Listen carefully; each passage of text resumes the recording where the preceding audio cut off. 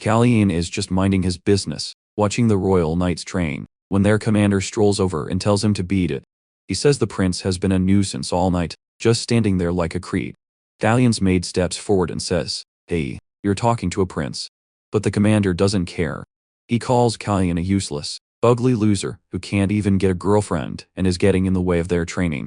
But then, the commander gets a look from the boy's eyes that he never expected, a fierce and brutal gaze that doesn't belong to a 14-year-old. The air grows heavy. The soldiers start walking over to see what's happening. They see the third prince, the one everyone considers a useless Joe, and they immediately relax. But then the boy reaches up, snaps a dry branch from a tree above him, and tells the commander that his knights are trash. Their training is garbage. The soldiers aren't being trained for strength, they're just being treated like children, and wasting their time. The commander is obviously insulted and about to curse the boy out, but in the blink of an eye, the prince is behind him. The commander, Abel, barely manages to raise his sword, knowing that if he hadn't, he'd be dead. He just blocked a fatal blow from a stick. The boy smiles. Then, he lets go of the branch, and the commander's sword flies out of his hand. He was just disarmed by a dry twig in front of all his men. The boy says he's impressed by the commander's lack of skill, unable to even defend himself against a useless person. Abel drops to his knees and begs for forgiveness. While his men are still stunned, their commander is on the ground, groveling before the prince nobody respected. Alright, so here's the deal. This guy's real name is Baron. He used to be a king, the ruler of a nation called Sakraya. He fought a war against the Kias kingdom over an artifact called the Axis of Time, a thing that can literally rewind history. And Kias, they burned everything to the ground. Baron lost it all to the thugs from Kias, cornered by enemy mages with nothing but a sword and one arm. They torch my poor dude. And then, he wakes up, not in the afterlife, but in a soft bed, surrounded by servants in the royal palace of Kias, the very kingdom that destroyed him. Yes, our guide is in the empire of the people who wiped the floor with his crew. He's ready to burn this place down from the inside, and kill everyone in sight, because he's in the body of Kalyan, the third prince. The problem is, this kid is the weakest, most pathetic, and hated member of the royal family. At least he's got this one maid, who I thought was a girl at first, but turns out to be just a very pretty boy. Shortly after, our guy is eating and relaxing, contemplating his new life. But in this house, all three princes eat together by the king's order. When a dude named Planche, who apparently thinks he's in one piece with a coat draped over his shoulders at 7 a.m. walks in, our boy, who used to just bow his head, now looks him straight in the eye and says, "What's up?" Planche, being the gentleman he is, suddenly grabs a knife and flings it at our pretty boy servant, aiming to pierce his skull. But our guy catches it mid-air like it's nothing. He walks up next to him and says, "Be careful, buddy. Next time, it might end up in your face." The older brother is just stunned. I just got roasted by the biggest piece of trash in this place. Now, things aren't all smooth sailing, because something almost went very wrong. When the knife came flying, he almost instinctively used his aura. The reflexes of an aura warrior who spent his life on the battlefield nearly blew his cover in a dining room. But then he felt something unexpected, a sharp pain in his chest. Not from the knife, but from within. He checks, and what he finds changes everything. 3 mana circles around his heart. This body isn't just that of a weak prince, it's the body of a mage. 3 circles already form. That's an extraordinary talent, but it's also almost a curse. Our guy has spent his whole life wielding heavy swords, and now he has to cast spells. That's a problem, because every time he tries to use mana, his chest feels like it's being crushed. His body is losing weight rapidly. He can only run 3 laps around the palace lake before nearly collapsing. His nose starts bleeding randomly.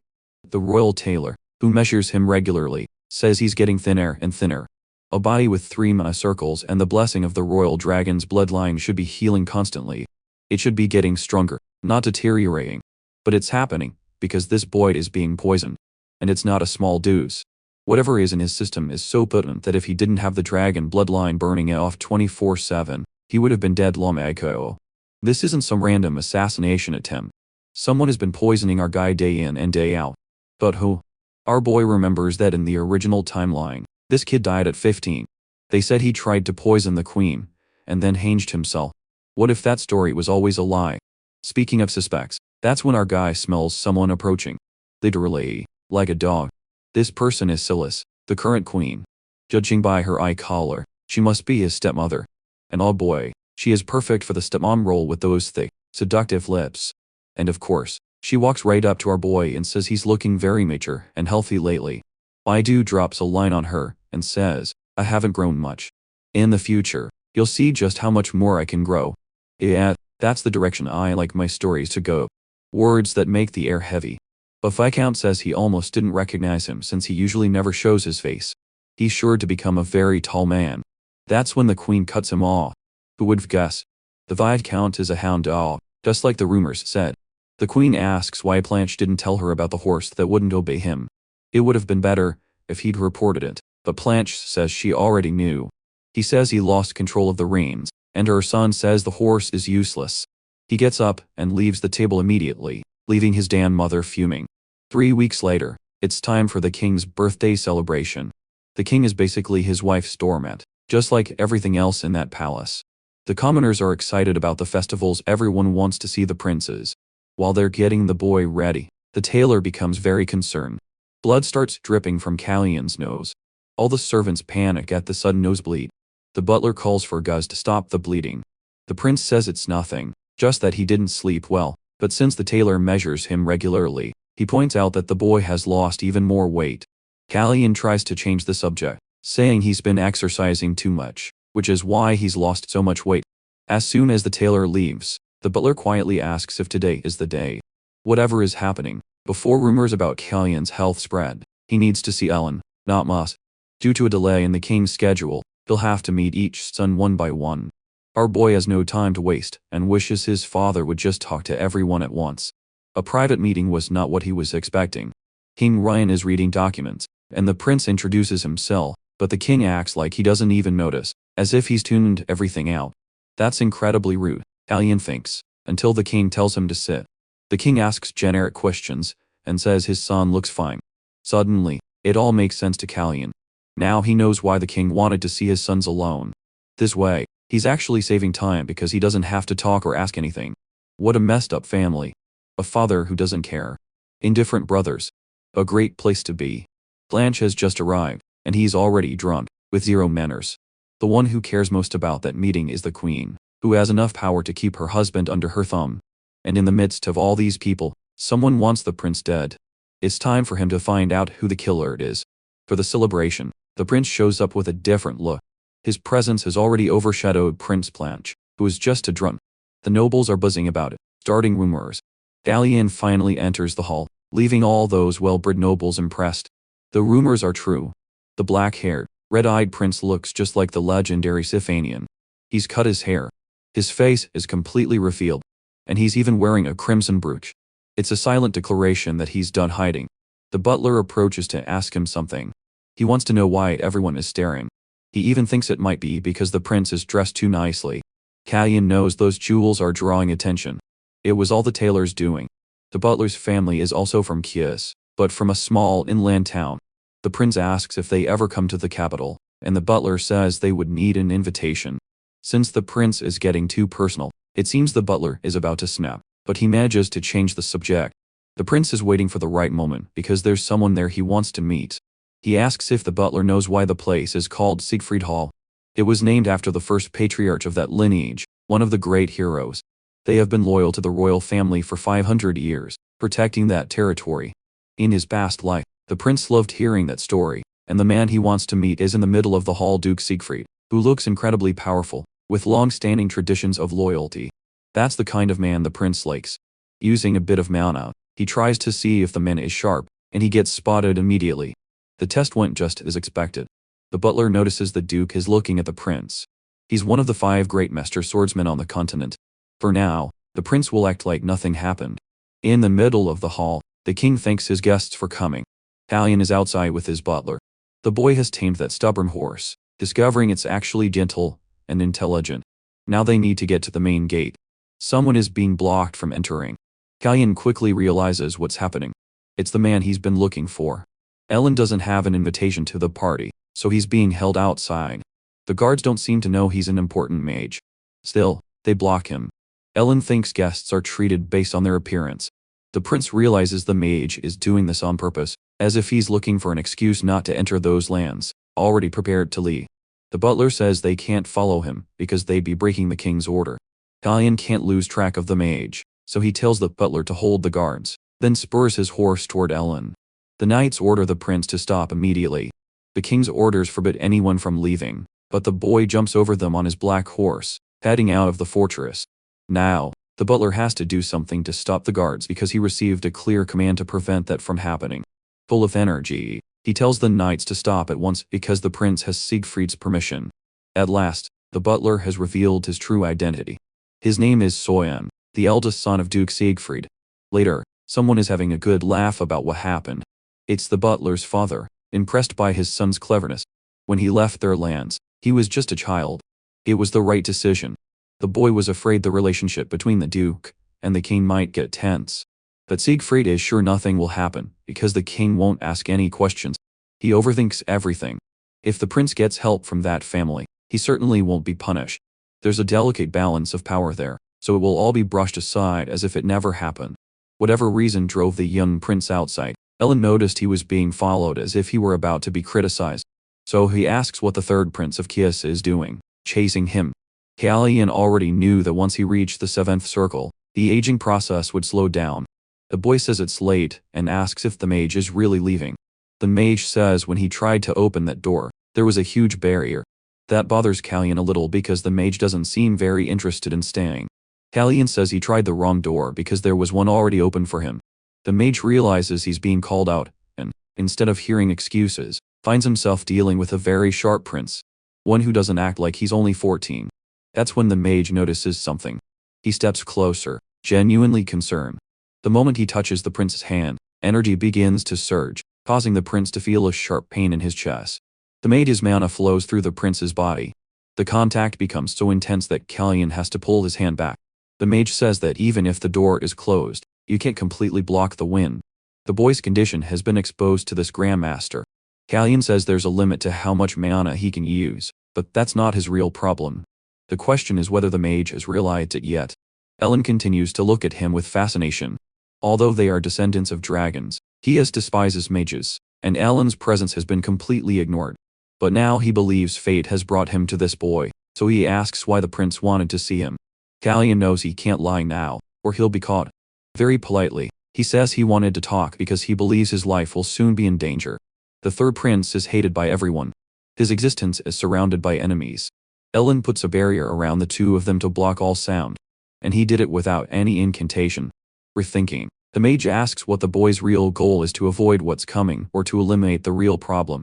Kalyan says the priority is to stop worse things from happening for the time being. And if he has to take the throne to get what he wants, he will do it. Ellen seems to like that confidence. The young prince needs a teacher to achieve his goals. That is truly interesting. That's why the mage asks to be invited again.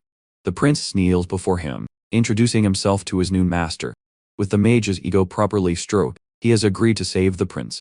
Back with the butler, he asks his father if no one knows about his true identity because it would be a problem if it were leaked. Siegfried is very confident, but his son is still worried. He wants to know how Leah is doing. His father says she's doing a great job handling the family's internal affairs, the position the boy gave up. Whenever he wants to stop playing a butler, he can come back anytime. Realizing he won't see his son for a long time, the Duke listens, as the boy says they'll see each other again in 3 months. Siegfried takes that as his son leaving his current position. The boy says that soon a young master will turn 15. His father asks if he knows what their family name means. They are known as the Elephants of Kias. They never wanted the throne, but they are extremely powerful. They are the kings of beasts, and no one can touch them. After saying that, Siegfried starts smiling, saying their name carries real power. Then he tells his son to do whatever he wants, which makes the boy really happy.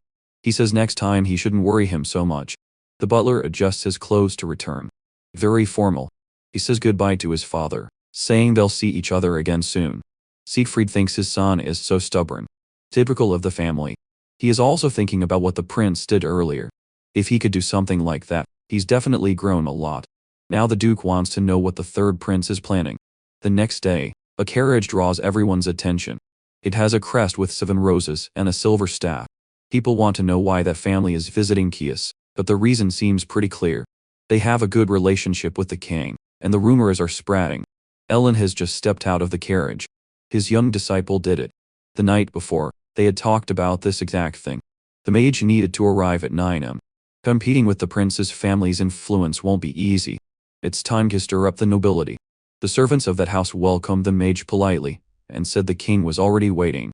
In the meeting, the king was surprised by the mage's presence, and Ellen asked for a place to stay. To compete with his wife's power, the king knew that having that mage on his side would be very useful.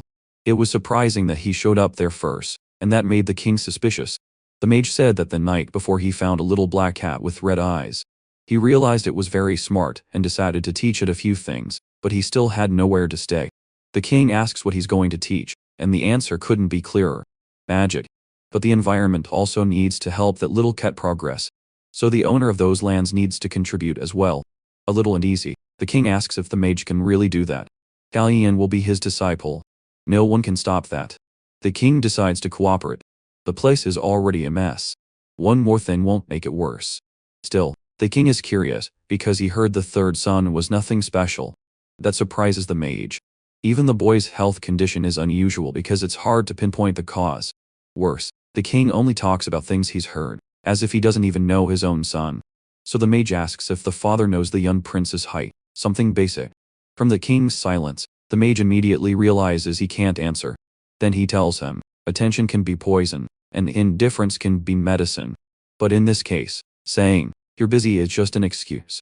The king is annoyed, but decides to let it go because the mage doesn't yet know how to behave as the boy's teacher.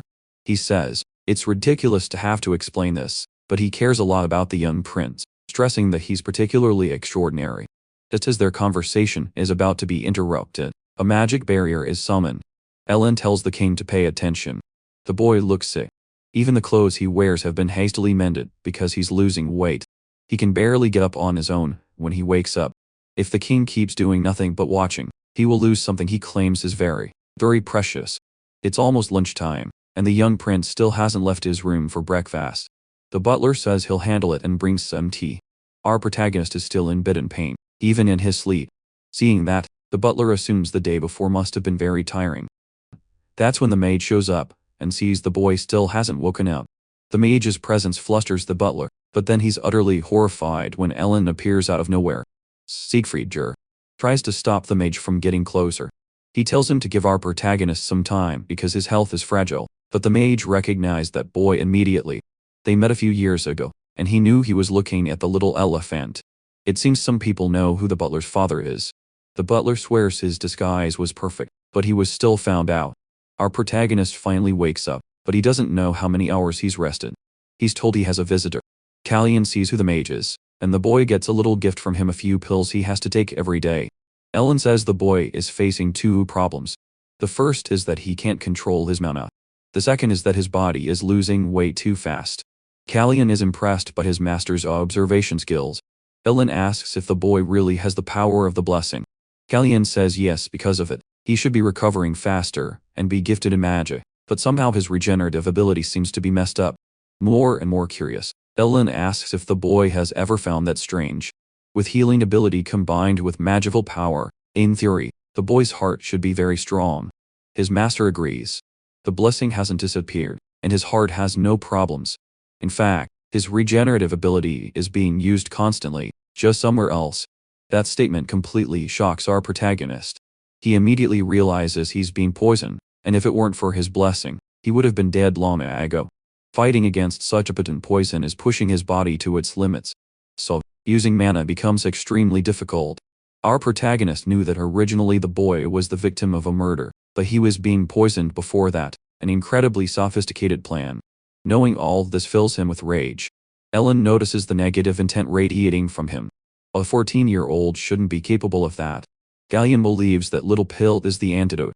His master says he made it in a hurry, but it will be enough. Our protagonist starts thinking about what would happen if he took it while continuing to ingest the poison. That worries his master, because then the treatment wouldn't be effective. Keeping the poison in his body would be very dangerous, but the boy already has an idea of who the culprit is. It has to be the tea he drinks every morning. Since he drinks it in front of everyone, it would be easy to confirm he's had it. Perhaps the boy discovered that in his previous life, and that's what accelerated his assassination. Things are very different now. Kalyan needs to find out what's happening, while keeping everything a secret. His master asks if that's the only option. The boy needs to confirm the tea is the source of the poison. That could put his servants in danger, because the culprit does it regularly, confident they'll never be caught. Knowing the butler's true identity, the master says he'll be safe, but he understands Callion's fears and wants to know what the next steps will be. In some mysterious place, a disgusting old man says that to use his trump card, he needs to receive something. The next day, Callion wants his master to go out with him. Some servants have come looking for Prince Planche because the queen wants to see him. She says the boy is very late, but he doesn't seem to care at all. Drunk again, the young man drinks some water and tells his mother to just say what she wants to say and go. The queen has heard our protagonist has gotten a teacher, Dylan, the 7th circle mage. The news is spreading among the nobles. Planche couldn't care less. The queen says he should be grateful for the investment she's made. It's time to prepare. A lot of eyes will be on the heir from now on, so he better not disappoint them. Planche gets angry and throws a glass on the floor. Despite injuring himself, he shoos the servants out. Now he's getting more and more frustrated with our boy, the source of his frustrations. Due to the king's birthday celebration, the royal procession is touring the capital, and his children are with him, much to the excitement of the people. Callion is the one the crowd wants to see the most. The butler asks if he's feeling alright, at least his face looks a little healthier. Callion says he rested well. Thanks to the antidote he's taking, breathing is much easier, and the pain in his heart is gone. Unfortunately, the schedule for that day will be very long, which worries the butler a lot. Still, the protagonist is well enough to meet his subjects. In the middle of the crowd, a man tries to hide. Our protagonist notices those mysterious figures. He would never forget them. They were the ones from his past life who, on that night, sacrificed themselves to protect him. It's scary, but a hooded man has disappeared into the crowd. Our protagonist tries to follow on his horse, but the butler stops him. Callion tries to explain that he needs to follow them, but they're already gone, and it would look very bad to abandon the procession at that moment. One thing he's sure of, he'll see his friend again.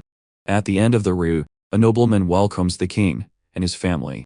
He says he has prepared a performance to celebrate their arrival. It's Baron Miller, the man responsible for organizing this trip and all the stress our boy has been through. In his previous life, a horse ride was organized by that baron, and one of the king's sons was injured, leading to Miller's execution by hanging. It's a shame, because he seems like a pretty decent side character. The hall was prepared to receive the guests. Our boy has spotted the chandelier that is about to fall during an event organized for the king himself. It's strange that the knights didn't check for safety, but thinking about the commander, Callion realizes he shouldn't expect much from them. He decides he'll give that side character a chance to live. When the baron approaches him, Callion says he's worried about that chandelier and orders it to be checked. Apparently, that message has left the nobleman completely baffled. The horse performance is taking place in the arena. The nobleman is like a child sitting next to the king. He doesn't want to miss this opportunity for anything. But then he notices our protagonist's expression and starts to think he really should check the ceiling. When he inspects the place, the baron finds a heavily worn-out rope. If it weren't for the young prince's warning, something terrible could have happened. But he was warned about what was to come. It was as if our protagonist knew the future. Callion notices the nobleman acted very wisely. The question is why. Prison had enough guards in that area to cause a big commotion. That alcoholic prince says the nobleman doesn't know his place. The performance continues in the arena. Looking at our protagonist, the drunk prince says he's disgusted by his blood. Everyone there heard it, and that only motivates our protagonist more because he never thought the Mad King from his past life would turn out to be such a loser. It's time to find out how far the queen will go in the situation. She didn't like what happened either, because she had warned her son not to be a fool. Only then, after looking at her own son, did she understand he had done it on purpose. But that day was special. Many nobles were present. It was time to make a decision. The show for the nobles finally ended. The accident that should have happened was prevented. The queen remained very quiet, as if she hadn't planned anything at all. Maybe that accident really wasn't part of her plot. That was also debated in his past life. It could have been motivated by external forces. It seemed designed to be discovered. A direct attack on the royal family. Brzen benefited the most from the aftermath. As they were leaving, our protagonist asks the butler where that baron's wealth comes from. He learns the man owns a diamond mine. If the baron were removed from the board, Brzen would also thrive in that market. Our protagonist is putting the pieces together, but he decides to observe a little more. He thinks about putting a little pressure on the baron since our boy saved his life. So, he tells the butler to cancel any plans after the show. He says the comments he heard from his own brother were very harsh, and he was shocked. That's why he won't be able to participate in the rest of the schedule. The king is in his office thinking about what happened. Since the mage scolded him directly, he started remembering the boy's mother, her final moments, until the servants interrupt, announcing the queen's arrival. A maid says she'll bring them tea. The queen notices someone has visited before her. The king stops the tea from being brought, saying the queen will be leaving soon. Getting straight to the point, he asks what brought her here. She asks what will happen to Brizen after that event, but she's worried about her son's behavior. It could harm his position in the line of succession. She praises the day's festival and suggests the Baron should be rewarded. The king realizes she already has something in mind. Smiling, she mentions Brizen's exclusive right to supply horses to the royal family. To the king, she's giving up a very important asset, which only reinforces what Ellen said. Ellen had told him that the queen wouldn't give up the royal guard for it, because she wasn't desperate, but she would hand over something valuable, and the king should act as if he didn't expect it. After hearing the offer, the king says he will include Planche in the next event. That makes the queen incredibly happy. That night, the king attends the dinner with his son to reward the Baron for what he did that day. The nobles already know it was a deal between the king and the queen. Because of Planche's actions, and because the protagonist's reputation is growing, his room is flooded with gifts. His rival's influence is shrinking, but he doesn't need that kind of offer except for the Baron's gift. He'll donate everything else. Soon, the butler finds the Baron's gift a very flashy necklace made of red stones. It's so big it looks like it was made for a horse. That puzzles our boy, and he learns that when the Baron approached, the butler had mentioned that our boy was fond of the black horse. That's why he got the necklace. It must be the Baron testing his intentions. If he accepts this gift, he'll get another one later. Callian thinks the man doesn't understand the value of his own life. Those jewels aren't enough, so he decides to send a message. He wants to know the value of the necklace, because he's going to buy it. The butler doesn't understand the offer, and our boy says he's not fascinated by it. Actually, a very sinister plant has caught his attention. It was a gift from the Mages Association, and our boy finds that really strange, but it must be valuable because it came with a letter of explanation. When the plant dies, it will release pollen. Our boy seems to understand why it's important. He says the gift will stay in his room, because he has a very interesting idea he wants to try. Then, he intentionally spills his tea, and pretends to burn his hand. The butler calls for some maids to clean it up. A bit of tea spilled on the plant, making the butler worry the plant might be affected by the tea. The protagonist says it's fine. It's not like the tea is poison. A comment that was too specific, and it scared the maid. With his master by his side, our boy thanks him for the help he has received. Thanks to the antidote's effect, Ellen notices our protagonist looks much healthier and happier. Ellen wanted to take a walk like that too. It was his first time in a while. Callian asks if the king would allow it, but the king probably doesn't even know what's happening since he's always busy. Our boy rushes out, leaving a very worried butler behind. The mage asks if he's still taking the pills. Callian promises he's doing exactly as he was told. The person delivering the poison is very nervous, because the plant was used as bait. That surprises the maid because it was an interesting strategy. The gift our boy received was used brilliantly. Now they need to split up again, because the protagonist wants to do this alone. The Mages Association is on a nearby street. That's where the master will be ready to help him. Soon they'll meet again. Once they've done what they needed to do, some blacksmiths are working hard. Our boy has a dagger for self-defense. It will be useful from now on if he gets attacked. What he needs now is more information. In his past life, some agents were sent to the field for that purpose. Trained assassins who took on such missions were dispatched through the King of Sakraya. In his past life, our protagonist also did the same thing. On that dark street, he is completely unprotected, and he knows the assassins from his kingdom are very competent. Some drunk men are approaching him. He must be careful not to reveal his true identity, or he might trigger an attack sooner than expected. The truth is, his strange appearance has attracted them, so he has to be even more careful. He finally enters a very special shop, much larger than he expected. Inside, the shopkeeper asks if the boy is looking for a carrier pigeon, but he says he doesn't need those birds. They look like they're sleeping peacefully. It even seems they've come from far away and are exhausted, and there's no better place for them than that shop. More and more curious, the old man asks what brought the young man here. Callian says he needs to feed the birds. In the blink of an eye, he's attacked. The blade whizzes past his hood, and the old man says he hasn't been selling birds lately, so he's being very careful and suspicious. Callian quickly realizes this is no ordinary old man. It would be very difficult to fight him in that situation. So, our boy decides to talk instead.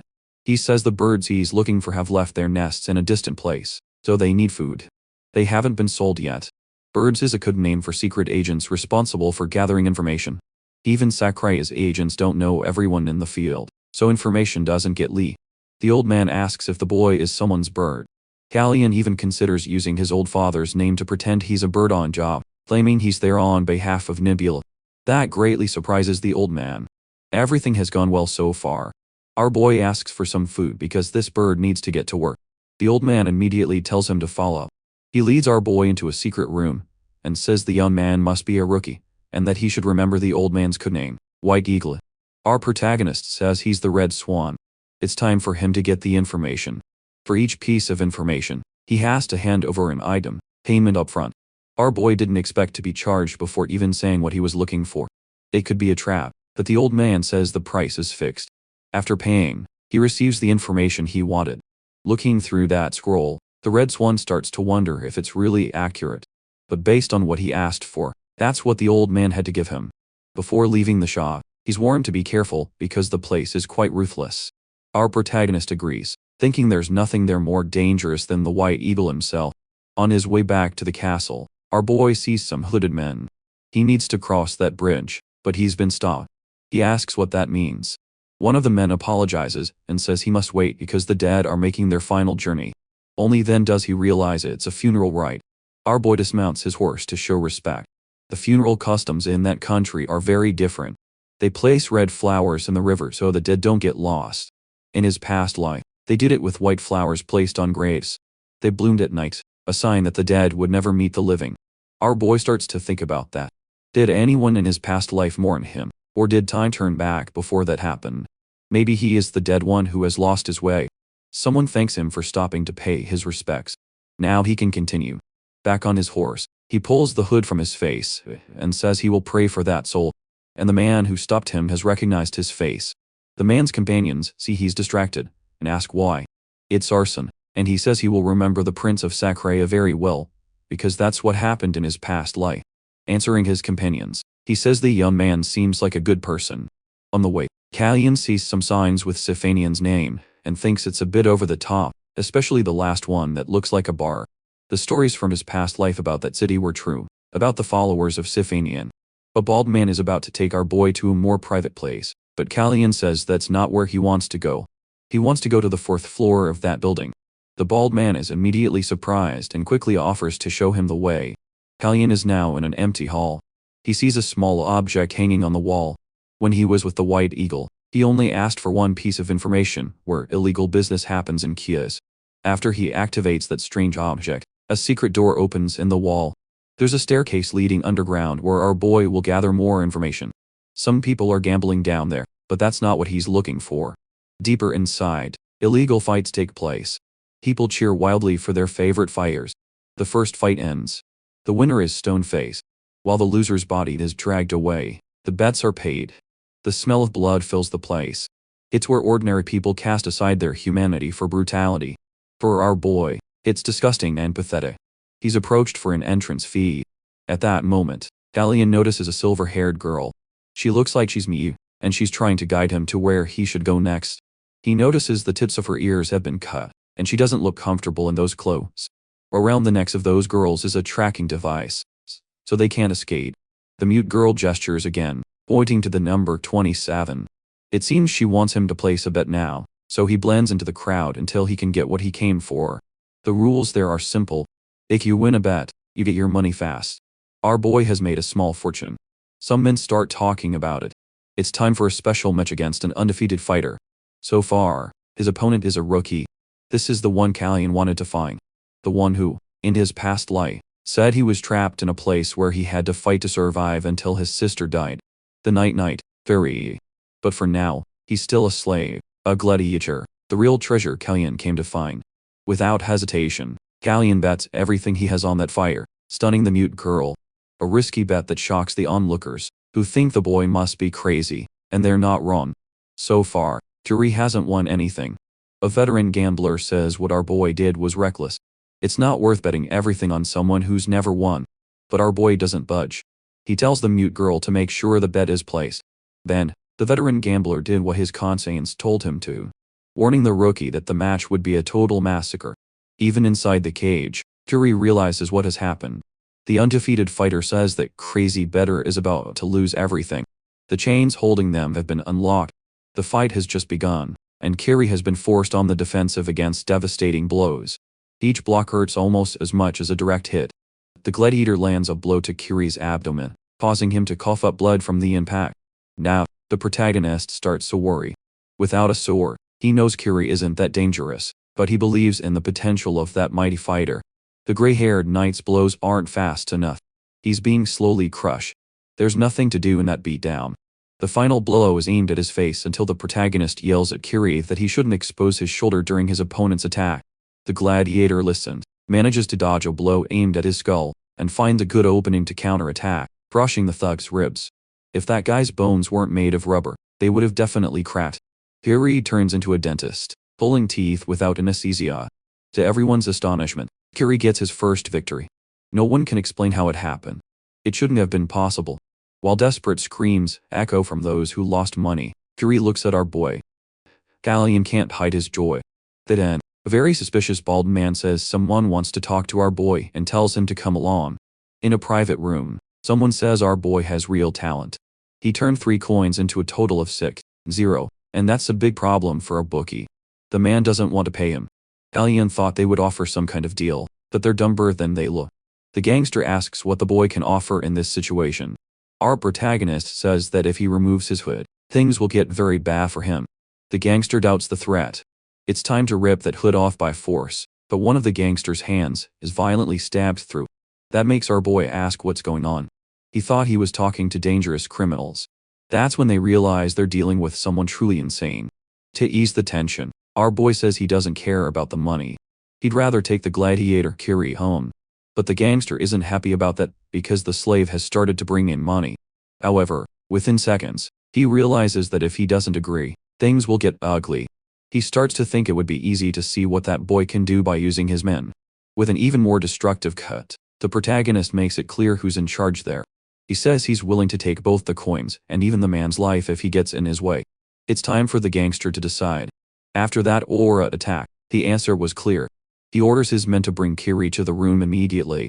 What he doesn't know is that it was just a bluff. Our boy couldn't repeat that attack. His weak body wouldn't be able to handle it. A thug says there's a big problem. Kiri won't leave unless his sister goes with him. Our protagonist remembers the rest of the story. His knight had lost something precious in that place. Galleon starts to act impatient. That makes the gangster move faster, saying everything will be prepared so they can leave as soon as possible. But our boy holds out his hand menacingly.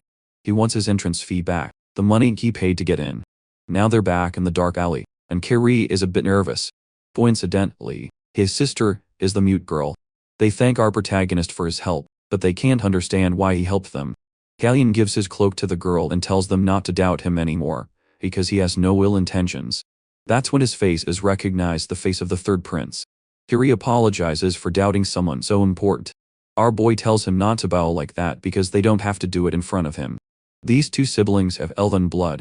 They are half-breeds, and their lives have been sealed.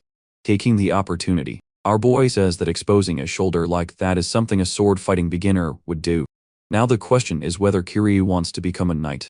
The young man says he wants to be a sword that can protect everything he cares about, not a knight. Our boy says the first step is to be his shield. If he wants to continue down that path, he should come find him, and he gives the young man a sword. Kiri still doesn't know why he's being given something so important. Galleon, smiling, says he needs a good sword. It's time for him to pay back everything he received in his past life. Ellen is reviewing the most recent events and how our boy saved Baron Miller's life. The prince knew the chandelier would fall.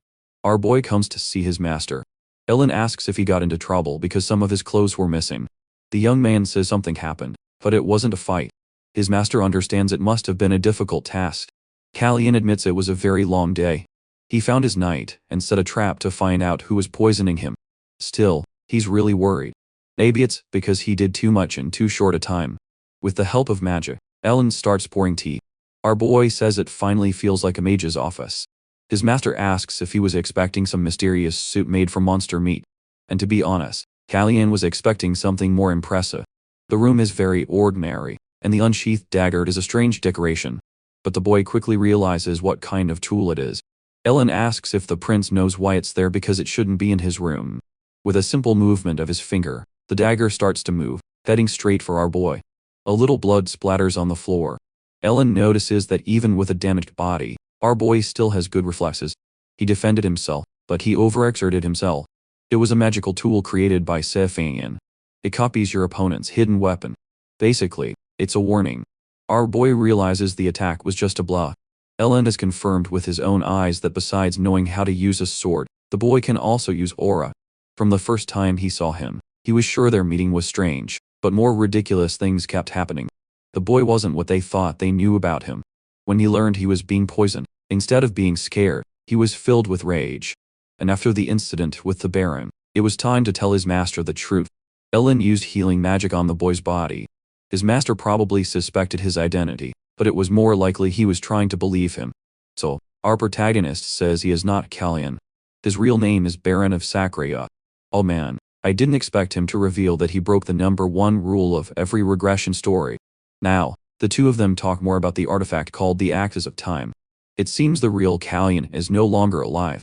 The professor believes our protagonist isn't sure. He still feels the presence of someone else. He wasn't sure before, because it was too confusing. Ellen remembers the first time they met. Our boy said he wanted something more than the throne. Now Ellen wants to know what that is. Kalyan reveals he wants to prevent the war from happening. He doesn't know why Planche was after the Axis of Time. But if the root of the problem remains, history will repeat itself. Ellen asks if our boy wants to act on his own motivations or for his brother, Chase. They need to figure that out. Chase is the sole heir of that other kingdom. There is no one named Baron in this reality. That information shocks our boy. He didn't expect that he wouldn't exist in this timeline, or anywhere, which is silly, because he's existing right now. Still, the boy falls into a strange existential crisis, believing something went wrong, perhaps because of the artifact's power. Now, he tries to understand why he's in this body, as he feels the presence of the old Kalyan slowly fading.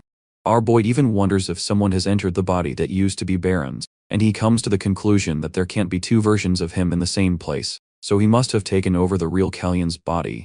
His master says Chase is preparing to take the throne. The future of this reality is being changed. It's not the job of the third prince of Kias to worry about those things now, because Chase will follow his own story. Aaron realizes he shouldn't hold onto the past anymore. He understands his master's concern, but he will make one thing clear. His master's fears will not come true. Because when he woke up in that land, he had completely discarded everything that made Baron. Words so heavy they stunned Ellen. Now the protagonist asks his master if he's okay. After hearing all that, Ellen, though confused, doesn't understand his student's anxiety. And from the beginning, he has been allied with one person, our boy. Outside, Kalyan asks his master if he already knew about the Axis of Time. From his reaction, it seems he knew something. Ellen says something happened last year. Chase had asked him the same question. All he knows is that the artifact was not created by humans. And a month ago, he learned it had disappeared from the kingdom, probably on the day of our boy's regression. That information scares Kalyan a little. He doesn't know why the artifact could have disappeared, but that's not a question that can be answered now. However, there is one person who might have that answer. Someone the prince will meet soon.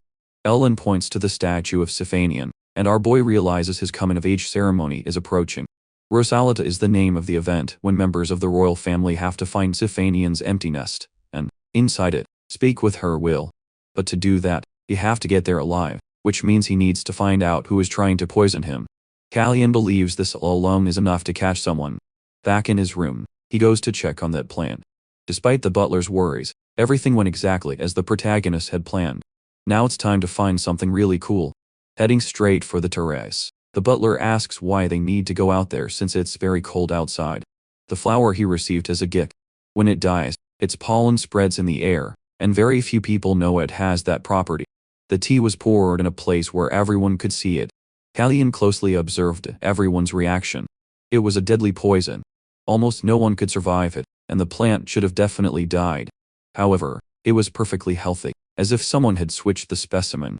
Finally, the butler understands what's happening. Pollen from that plant is drifting in the air.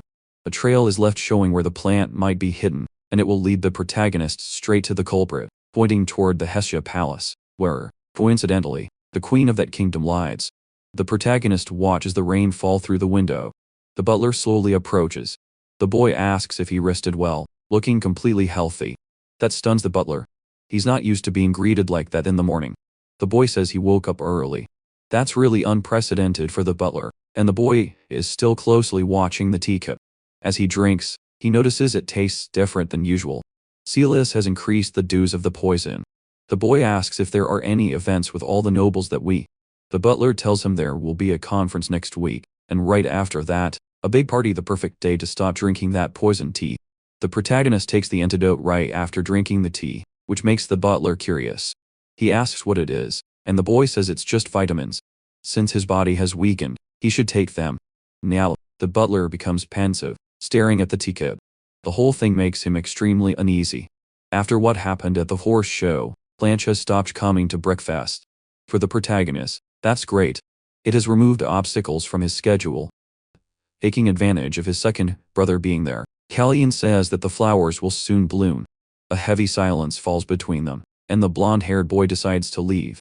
Later, the butler asks why the boy mentioned that. Callian says he saw some roses on a wall, and it reminded him that Randall used to grow roses. There was no hidden meaning behind it. Later that day, the protagonist trains a little more. His physical condition is getting worse, and he's sure that if he stops training, his body will collapse even faster. He still doesn't know how his master showed up there, but the master says he spoke with the king. That makes the boy say he has two questions. He needs the identities of two people. Nothing complicated for his master. The second favor is to investigate some nobles who might be involved in this, especially the Brizan family, which his master had anticipated. That's not hard either, but the boy is ordering his master around a lot. Callian says the poison is even more concentrated now. He has actually found the culprit. Even the master had suspected who it was. It must be hard to hide something like that from a great mage. And since it's an important issue, it's the perfect situation for Ellen to gain more influence. The mage thought he would be used as a shield, but the boy doesn't want that. He wants to use him as a weapon. He still remembers his past life, and the White Demon Corps was made up only of mages. In the future, Callian wants a battalion composed solely of that type of soldier. The master is curious, and says, mages are not knights, and they are very difficult to train. But the protagonist insists it's possible, which sends his master deep into thought. Ryan was ignored when he had that idea because everyone thought it was impossible. However, he did it. Still, he died shortly after under very suspicious circumstances. The Mage Corps actually became a military force used by Blanche. Things will be different now because the Brizan family won't be in the boy's way, and he wants to use the poison tea to negotiate with Queen Silas. Ellen wants to know how that will be done. All the boy can say is that it will happen soon. Pat state, and it makes the master uneasy. Pulling something hidden in his sleeve, the boy says it should be used when the queen makes a mistake.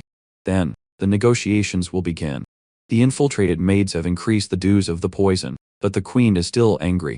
She has heard too many rumors, and they all make her extremely frustrated. Someone approaches the two of them. It's the queen's son, who is also a tool in her hands. He comes to tell her not to worry about it, but she says he's in no position to decide anything. Still, she continues to suffer. Blanche storms out, feeling useless. The queen sees her son as weak, and she will pave the way for him to become king in the future. On the day of the celebration at the palace, Kiri notices his sister woke up in a great mood. She's also very excited about what's to come, and using sign language, she says they are going to see the prince. The girl likes the protagonist, and is looking forward to the party that day. Callian is getting ready in his royal attire for the noble conference. There's 1 hour left before everything starts, and the protagonist has a request for his butler. It's time to deal with the tea that is being delivered to the weakest prince. The boy finally meets the queen. From now on, things will change. Outside, the butler is on his horse. He has been given 2 envelopes, one to deliver to Ellen, and one to the Mages Association. The first stop must be the association, and the butler starts to worry, because his lord will be going to the party alone. The boy says he'll handle it this way, telling the butler to stay calm. But it's easier said than done. Something similar has happened before. Even thinking that a catastrophe could become a reality, the butler remains optimistic.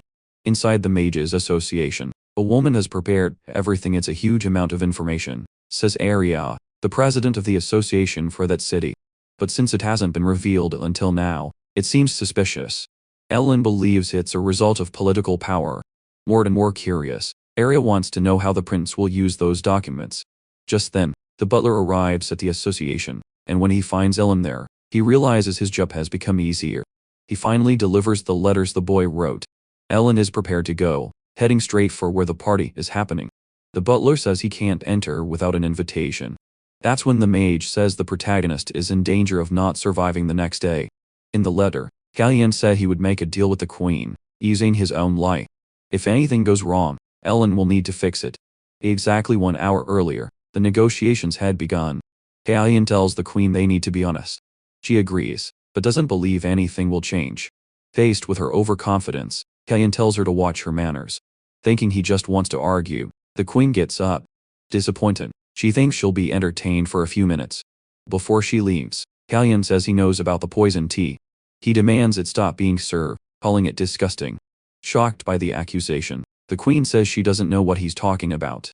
Anticipating that response, the boy is prepared so she won't do it again in the future. He brought a small box with him. Inside is a toxin that stops the heart for a few moments. It doesn't react to silver and can't be detected by magic. Since the boy has the power of a blessing, his heart won't be affected by it, but even that has its limits. The poison needs to spread throughout his body. The first question the protagonist asks is, who will they suspect first? The queen starts to smile as if she's lost her mind. She says things won't go the way the boy wants because this isn't her first time. She even says she's the one who took the protagonist's mother's lie. That enrages the boy, and he asks what he should do with that teacup. The queen suggests he drink it all. As he drains the cup, the boy says her words will be taken as a refusal. That makes the woman smile, believing no one will suspect her, because not even the king can control her. Silas believes there's nothing she can't have in that kingdom. That's how she got the throne. All she had to do was eliminate the obstacles in her path. But there's still one thing she hasn't achieved, and she's working hard to make it happen. The protagonist starts coughing violently after swallowing the poison, until his body collapses on the floor, severely weakened. The king and his brothers are panicked for the boy. While they call for a healer, the queen smiles at the scene. Chaos erupts at the party. Everyone thinks someone tried to poison the prince, even if it might have been an accident. No one can say for sure. The nobles are silent, raising suspicion in that room could be deadly. Silas is impressed with her power. No one dares to say she's guilty of anything. The king rushes to the boy's side, desperate. Holding him in his arms, he begs him to stay away. The boy tries to speak, struggling. That reminds the king of his late wife and her final vow that he would take care of their son. A memory he never forgot. Despite all the chaos, announces she is returning to her palace. Furious, the king asks if she was involved. He shouts her name loud enough for everyone to hear. Everyone at the party is stunned. The queen can't believe it. Now the nobles really start to consider that something happened. Hiding her face behind her fan, she says she doesn't understand the accusation and claims the boy has always been sickly. That only angers the king more because that's exactly what she said when the previous queen died. When she gathered all the kingdom's knights, the same scene repeated itself years later. Silas had taken advantage of the protagonist being a very sickly child. She took the opportunity to say that another person had been present at breakfast, the second prince. Hearing her accusations, the king orders her to be silent, but she is shameless and knows how to act. She says she's worried about his children. She speaks as if she were a mother figure to the boy, which offends the king even more. Then, someone unexpected speaks up. Blanche says his brother is fine and he never felt anything unusual with his health. He even remembers the protagonist telling them nothing was wrong with him. Finally, the priest arrives to check on the boy. After being shamed by her own son, Silas leaves the party. Using healing magic, the priest tries to do something, but something unexpected happens, a magical barrier created by the boy's master. It seems he arrived at the critical moment of the night. According to Ellen, that would kill the boy. The king is even more terrified because his son needs urgent treatment. Then, they are told the boy has a magical circle in his heart combined with divine power. He would die with no viable options. The king becomes increasingly desperate. Ellen says a healer with natural powers could do it, but with magic alone, it's impossible. Even the boy's master is having flashbacks. His own son had been struck by something similar. The scene is repeating itself for him. His disciple's life is about to be cut short. His expression is exactly like his son's once was. Ellen didn't expect to need that spell a second time, a spell that makes the target feel no pain at all. Obtundant is the name of that magic. Outside the city, flyers start falling from the sky. The truth about the Brizan family and the 37 people they killed. It has caused outrage. People now want revenge for what the queen did to the boy. The rumors have ignited the populace. Now talking to the king, says the mage corps needs to be established. They must take advantage of the situation since the queen is the guilty one. And coincidentally, he was already thinking about forming a mage corps. Silas is waiting to talk to the boy, not knowing when they had prepared such a thing. To her surprise, the protagonist is fine. Even after spending a week on the brink of death, he is weak, but he's trying as hard as he can to show strength, not weakness. For some strange reason, they are negotiating again. The boy says her deadline has passed. After a week, the situation is different, and in fact, the queen is more willing to listen and accept proposals. Now, Galleon flashes a mocking smile, saying Silas has forgotten something important. Her permission is now useless. Furious, Silas asks what he wants. He demands the Knights of Pavel. It's time to get rid of that military force. That scares the queen, because it's her biggest asset. To continue, Silas will have to give up what is essentially her personal guard. Galleon calls his butler, Siegfried, who brings some documents, a contract guaranteeing the queen's word, and one of the clauses involves her death if she breaks it.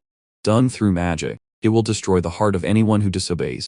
The second prince returns to tending his roses, and he finds out the queen went to talk to Galleon as soon as he woke up. Before Galleon lost consciousness, his eyes met his brother's once again. Our boy had said the flowers would bloom, a sign that all of this was planned. Now he knows what really bloomed. The second prince is thinking about cooperating. Even Planche can see our boy has recovered. Things are changing fast. Silas doesn't want to make that magical oath. But for Galleon, the only way to negotiate with a woman like her is with real consequences. He's just waiting for her to say the word. After thinking, furious, Silas grabs a keel to sign the contract. The magic quickly starts spreading through her body, showing the contract has been sealed. For our protagonist, this is the perfect situation. Before she leaves, Galleon admits he's never had a good relationship with his brothers, and that Planche didn't step in to help him. He underestimates what he doesn't understand. And if he says anything more provocative, the king's sword will take his head without hesitation. After a long moment of silence, Silas finally leaves. Ellen comes to see his disciple straight away, who has woken up, especially after hearing the queen was there. It doesn't take him long to realize Galleon is hungry, happily eating some bananas. Our boy says he's done his part, and he's very happy about it. Ellen says they were lucky. The half-elf siblings appeared at the right time. The girl used natural powers to heal. Galleon really took a huge risk, and even he agrees because he didn't know Hina's potential. That makes Galleon go silent. Even in his previous life, he didn't know because the girl had died young. That only makes Ellen angrier, because that boy's plan was unbelievably reckless. Still, Ellen gives Galleon what he asked for the elf siblings' papers. They needed an official surname, and Ellen chose Baron, our protagonist's old name. It was a small detail that made our boy really happy. Making them citizens of that land makes everything much better. But Ellen says the idea was actually Ryan's. The rumor that the king cares deeply for him is spreading. Galleon realizes that's something someone else should have felt later. While he's thinking, our boy asks the butler for a few more bananas, but Siegfried has something important to say. He can't continue as a butler anymore. Now, there's a flashback of the butler. He went to see his brother, who looked incredibly weak, covered in bandages.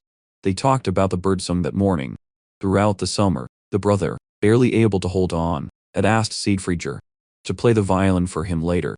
The butler overheard the adults talking. His brother's condition was getting worse. Back then, he didn't really understand what it meant not to be able to have something, or to be someone who would never have it.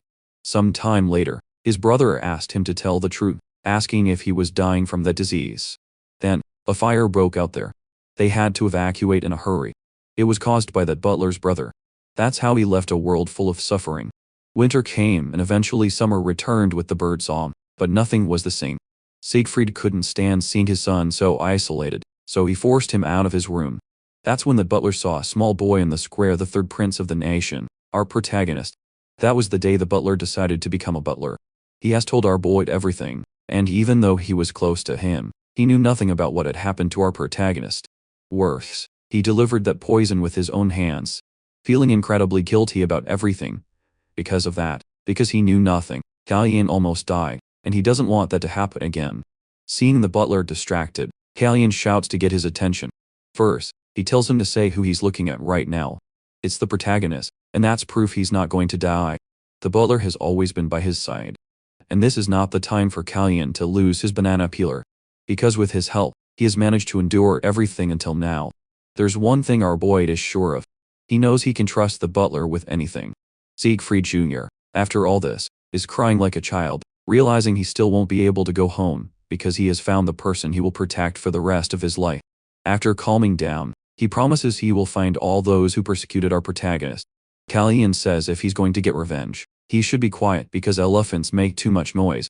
The butler tries to take back his words, saying he won't be too loud until he realizes the word Callian used for him. Elephant. That means Callian knew everything.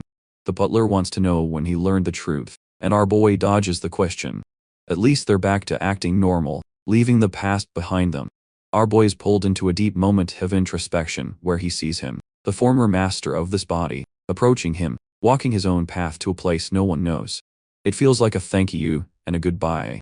Callian is falling, drifting further and further from that strange moment until he finally wakes up in his own room. He held a morning ceremony, lighting a candle for the old Callian, who is now gone for good. Our boy says the old Callian seemed to be in a hurry. He gave him the life he has now, but wished the protagonist could achieve what he wanted. For the old Callian, life was a prison, which makes our boy envious of the freedom he must be living now. But too much has happened, and he can't give up halfway. The protagonist decides he will live this second life to the fullest. The Knights of Paul have been disbanded, and have returned to prison territory, and the announcement of the mage corps has just been made.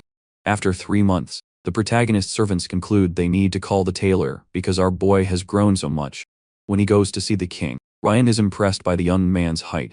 They are preparing for Rosalda, because it's Callian's birthday. Ellen says he has someone to introduce to his disciple the mage who will be in charge of his security during the ceremony. Arson introduces himself, and says he's honored to have that responsibility. His presence nearly gives Callian a heart attack. Ryan says he's an excellent mage from the corps, because he's very talented. Our boy feels flattered, realizing it's a big surprise while also trying to contain his anger. The mage corps is almost ready to be established. Realistically, they still need a name, and there are still a lot of adjustments to be made. While the meeting is happening, Callian can't stop looking at Arson. Ellen asks the king if he has any name suggestions since he's been thinking about something like this for a while, and he does. Vulcan. His answer comes so fast that Ellen is relieved he asked before suggesting anything himself. Our boy wants to know what Arson thinks. The mage looks a bit confused by the question, and Callian clarifies he means the name Vulcan. What does he think? Still a bit cautious, Arson says it's a good name, and that's what was chosen. Later, using a silencing spell, our boy tells Ellen everything that happened in the past involving Arson. Even though Arson killed him, there's no need to change the guard now. The situation has changed, and so have people. Still, our boy holds a deep grudge about what happened. The person who came to see our boy is Baron Miller. It's been a while since they last saw each other. Our boy apologizes for breaking off contact, but Miller feels extremely honored to be in touch with the third prince since he's never associated with any nobles until now. But our boy gets straight to the point. He came to claim his reward for saving the man's life. In every sense, the Baron was expecting something like that. He's done business in diamonds and even horses with the royal family, but the prince seems eager to hear something else. Miller says he doesn't have anything to offer him yet, and that makes Callian smile. Our boy asks if the nobleman can do a different kind of business, and Miller says he has the men and resources for it. The problem is, prison has that too. The Baron is confused, because he thought he had Callian in his pocket, but Callian was very direct, and it was unexpected. Our boy smiles and says, exactly. Callian says he will establish a mage unit. They have the men and resources, but they need management. Miller asks if that's the price for his life. Our boy says yes. That's the price he wants. Full of loyalty, Miller is ready to report for duty from someone who was supposed to die at 15. Callian hasn't just changed things, he's also surrounded by people he can trust. All that's left is to find Safanian at the ceremony and ask why all of this happened. During his birthday celebration, Callian realizes everything has been well prepared. Even that jerk of a brother is there, and it's been a while since they last talked. As Callian walks by, Blanche calls him Blood Eye. Our boy says he won't tolerate that anymore. His name is Callian. To his surprise, Blanche says that's not Callian because he rides horses, he's a sword, and even talks back. Blanche wants to know who he really is. Callian also needs to remember he's no longer Baron and Blanche isn't the Mad King he once knew. First, he must wait a little longer until he learns from Safanian what really happened. Looking at his brother, he says he has a lot of crazy ideas. Ellen says Planche may be an alcoholic, but he's not stupid, so it makes sense he finds it strange. Over time, Kalyan realizes his brother's suspicion will grow. They need to deal with that. Ellen reminds him that he is now Kalyan and no one else. And that's exactly what our protagonist has decided. However, it's not easy to forget that he was once Baron. The mage throws something toward his student and tells him to catch it, a communication ring, so he can be advised when needed. It doesn't work where Sifanian's power is present. It's useless in the castle, but outside it works fine. Ellen also reminds him that everyone in that hall is his person. Commander Yoon introduces himself. He leads Siegfried's men, and they will protect Kalyan all the way to Sifanian's nest, which is in their territory. They are really impressed, and they don't seem to like their young master working as a butler. Siegfried asks if his boy needs anything before the journey begins. And in front of all those knights, Kalyan asks the butler to bring him something to drink. To make matters worse, the butler asks if he'd like some tea. When Kalyan decides, the butler tells him to wait a moment. Kalyan clearly notices those knights are really annoyed by that. Ellen can't understand why his disciple is intentionally making enemies in the city. This ceremony seems very important, a rare thing. The large procession is ready to depart. Blanche is still watching everything closely. The queen won't be going with them, but she's still deep in thought. Our boy will go with his master's approval. The Rosalita ceremony has just begun. Knowing what happened recently, the king is worried about his son's safety. Ellen says there's no need to worry so much. Ryan finds the confidence strange, and the Archmage says he didn't say anything special, but that's exactly the attitude that makes the king even more worried. Kalyan looks at the communication ring, and since there's no response, his master must be in the palace. The butler is still extremely attentive, and that only adds to the knight's anger. Siegfried had said something about it. Kalyan can't use magic, and his sword skills aren't very good. So, the knights need to be even more careful, because the young prince is basically a defenseless child. That just angers the knights more. They hope young master Siegfried will soon give up this menial job. They still have 3 more hours to go. The butler suggests they stop for a rest. But just then, everyone is on alert. Kalyan realizes this isn't the kind of situation. From the middle of the forest, a girl appears asking for help. She's not an ordinary person, she's an elf. After being rescued, she says her name is Sia, and she's hungry. She's been hiding in the forest. Kalyan starts to feel his first contact with her was really strange. The commander asks what they should do. Kalyan tells them to feed the girl. He also says that if she's being pursued, she should have said so earlier. A hooded man on a horse is approaching. Kalyan pulls the hood over the girl's head and tells them to hide her. When the stranger approaches, they ask who he is. The man says he's chasing a thief. The commander says there are no strangers with them, but the man quickly spots the hidden child. He tells the knights he's not here to cause trouble and asks to have a look. So, Kalyan asks what the person he's looking for looks like. The wanderer says it's a young elf, and Kalyan tells him to look for that. The girl panics, and the wanderer moves toward her. As he passes Kalyan, Kalyan orders him not to turn back, and to pay close attention. 2 people are hiding and watching, and they're not there to help. Their murderous intent is aimed at the wanderer and the child. Once he confirms where the girl is, arrows will be fired. The wanderer looks back in desperation, and the arrows fly. But they are all stopped mid-air by our protagonist because he had even warned the wanderer not to look back. The possible ambush has put all the knights in combat mode. Arson erects a protective barrier around the protagonist. At least he's useful for things like that, even if Kalyan doesn't like him. The arrows stop flying. The attackers must have fled. Arson says he will take care of the child and tells Kiri to help our boy. Approaching the protagonist, Kiri sees something dangerous. That wanderer is about to decapitate the young prince, shocking everyone there. Our boy blocks the attack quite easily and even uses magic to counterattack, slamming the attacker to the ground. The knights didn't expect our boy to be not useless. It seems the prince can do more than they expected. The butler is clearly horrified and starts scolding our boy. He could have been seriously injured. He says, our boy is not good with a sword and not good with magic either. But the knights who witnessed everything completely disagree. A useless person wouldn't have been able to do that to the wanderer, and not so easily. Later, it's time to talk to the elf child. When asked what she stole, she says Luca did it. She didn't do anything. Kalyan can't interrogate the child. She looks very panicked. So, he calls Arson to help.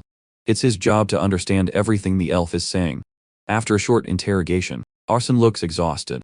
Salis works in the Herazov forest, and she was with Luca. It seems he stole something from those men. The two of them were separated while escaping. Moreover, the girl answers before anyone asks her anything. She doesn't know why it happens. It feels like a kind of precognition, but she says it's not quite like that.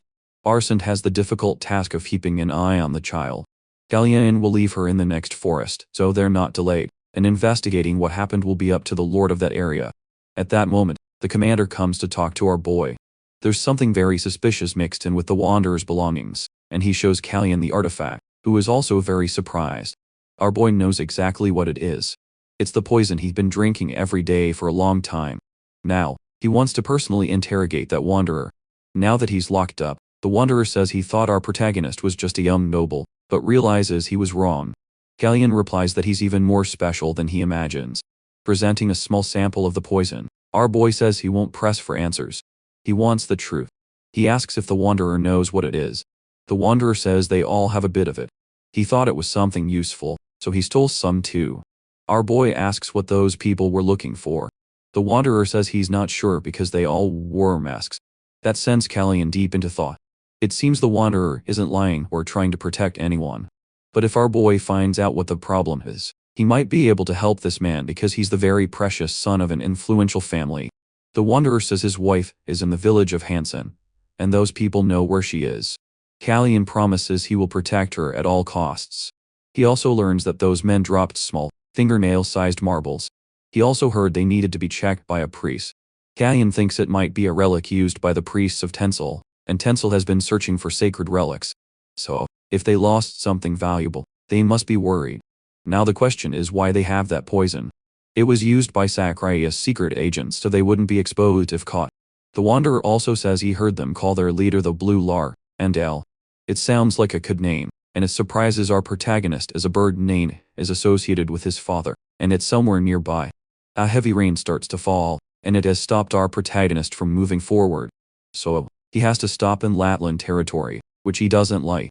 The lord of that place is drunk, happy about our protagonist staying there. Hale is sure it's a blessing from heaven that has forced him to serve the third prince.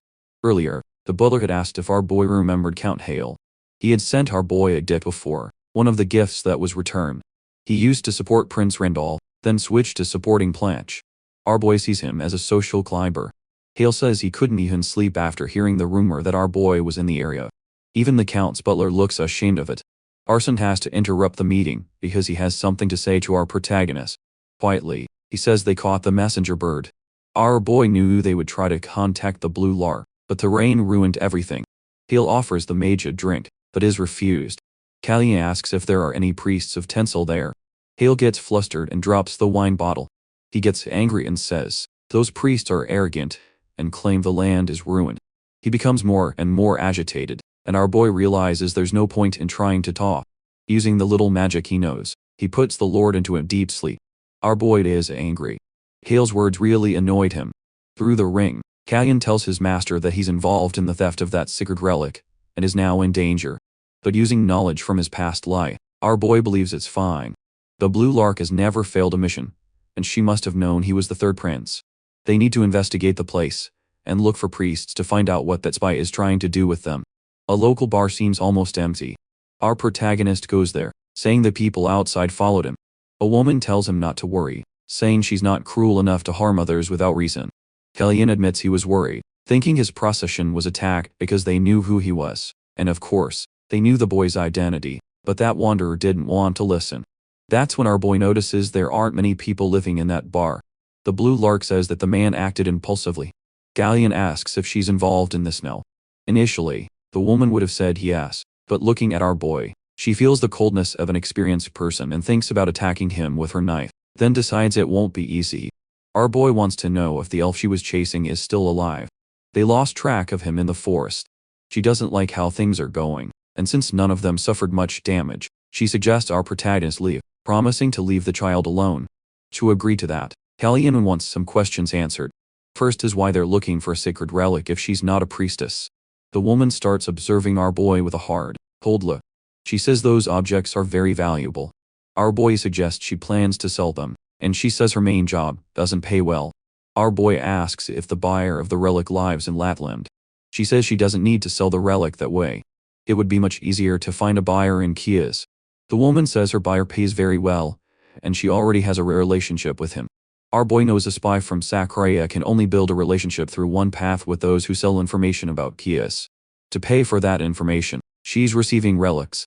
After thinking for a bit, our boy will ask the final question. We return to the royal palace. Many requests have been made to the king. He is our protagonist's master, and he says he knows the person very well. Not too much confirmation is needed. He wants to know how many priests of Tencel have passed through those lands. The king thinks it could be a coincidence. There are currently 14 priests. Other priests have come to the area with a single offer. They are gathering all of them. It's not like Kias is forcing them to do anything. So, he has allowed them to search. Ellen says Tencel's situation is not good. They need a lot of priests. That's why the king allowed them to leave the territory. He still doesn't understand what the Archmage is aiming for. But he learns that his son wants to know the location of all of them, which makes the king really curious. There's no reason for his son to be interested in that since he's already in an area with a priest. Meanwhile, Hale is drinking from a specific wine bottle. Now, a similar bottle is in the hands of the mysterious woman. Our boy notices that small detail. The blue lark returns to the final question. It seems she has answered it, saying it wasn't very modest. Outside, in a hurry, Kalyan realizes his host has lied. The priest is being hidden there. Kalyan needs to return to the castle urgently. He has told his master about it. When he put the man to sleep during their meeting, he was sure the man wasn't drunk. It was all an act. Where our boy is staying, someone tries to talk to him, but his butler won't allow it. Kalyan has gone out for a night walk. The old butler there says he needs to talk to our boy because his master wants to apologize. Siegfried says that's not the right way to apologize, and it's not a butler's job to meddle in the prince's life.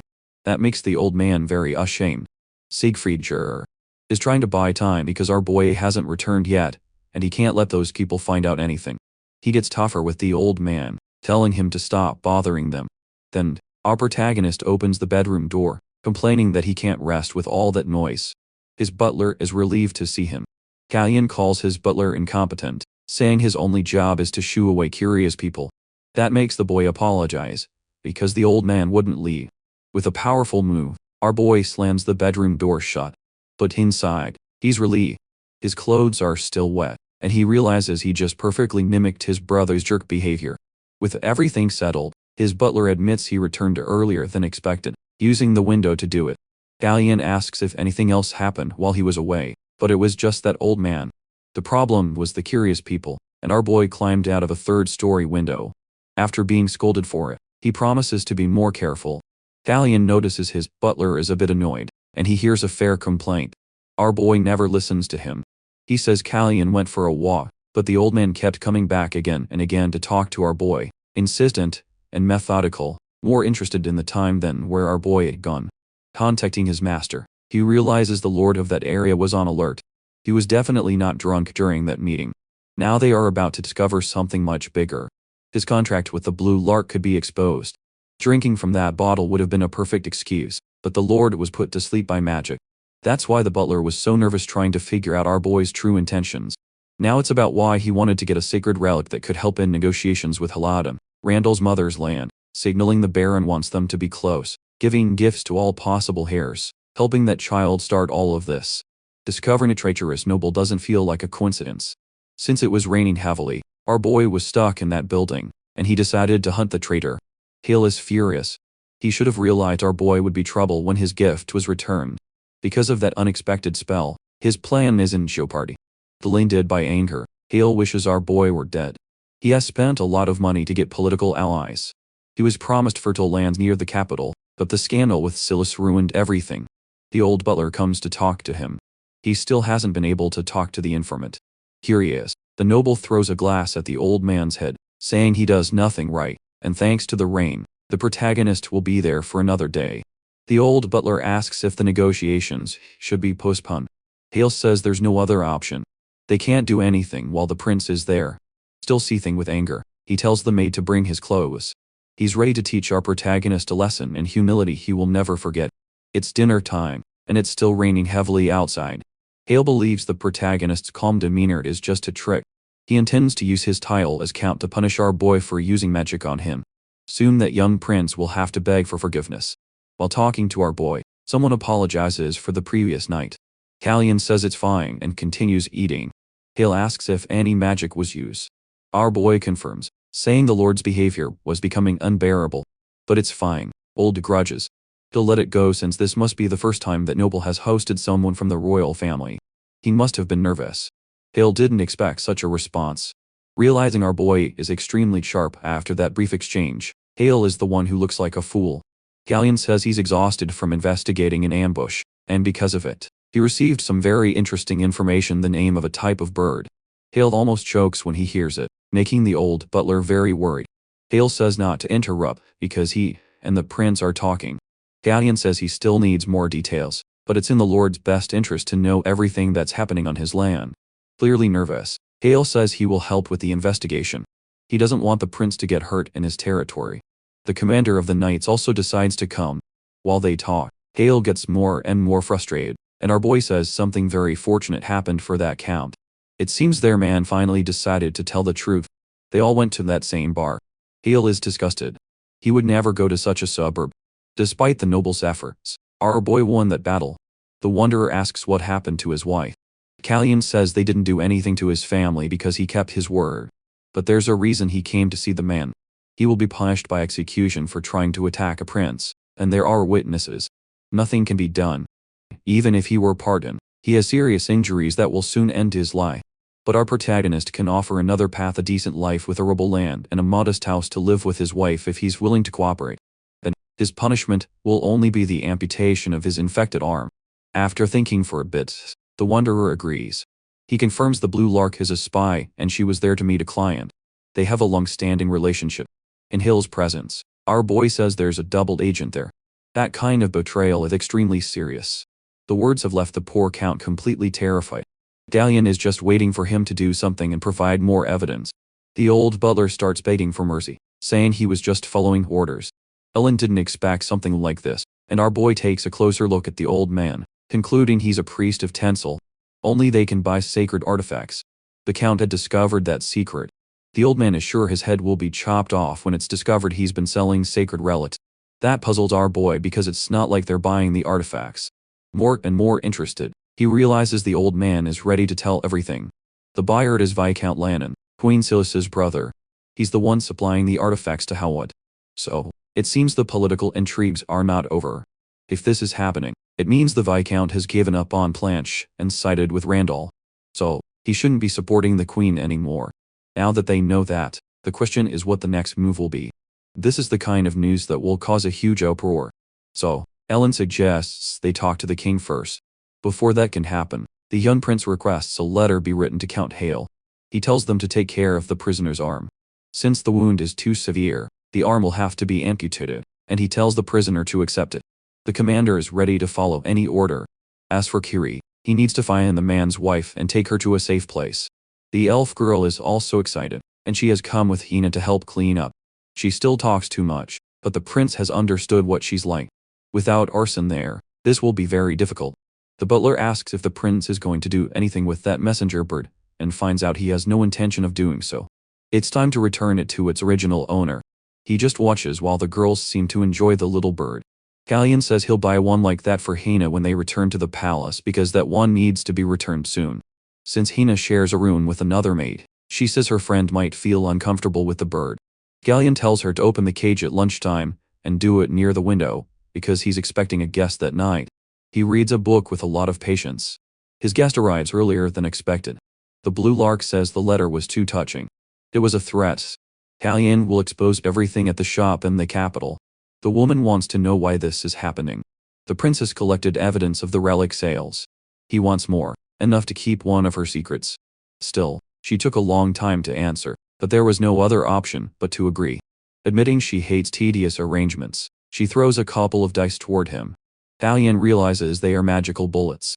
He has to use a magical barrier to protect himself, causing a huge explosion inside the room and alerting everyone to what has happened. Callion locks the bedroom door, preventing anyone from entering. Turning back to the woman, he asks if she really came there to kill him. Since she has no more bullets, she resorts to her blade to finish the job. He knows he won't be able to withstand many aura attacks with the simple sword he's carrying. He needs to end the fight quickly.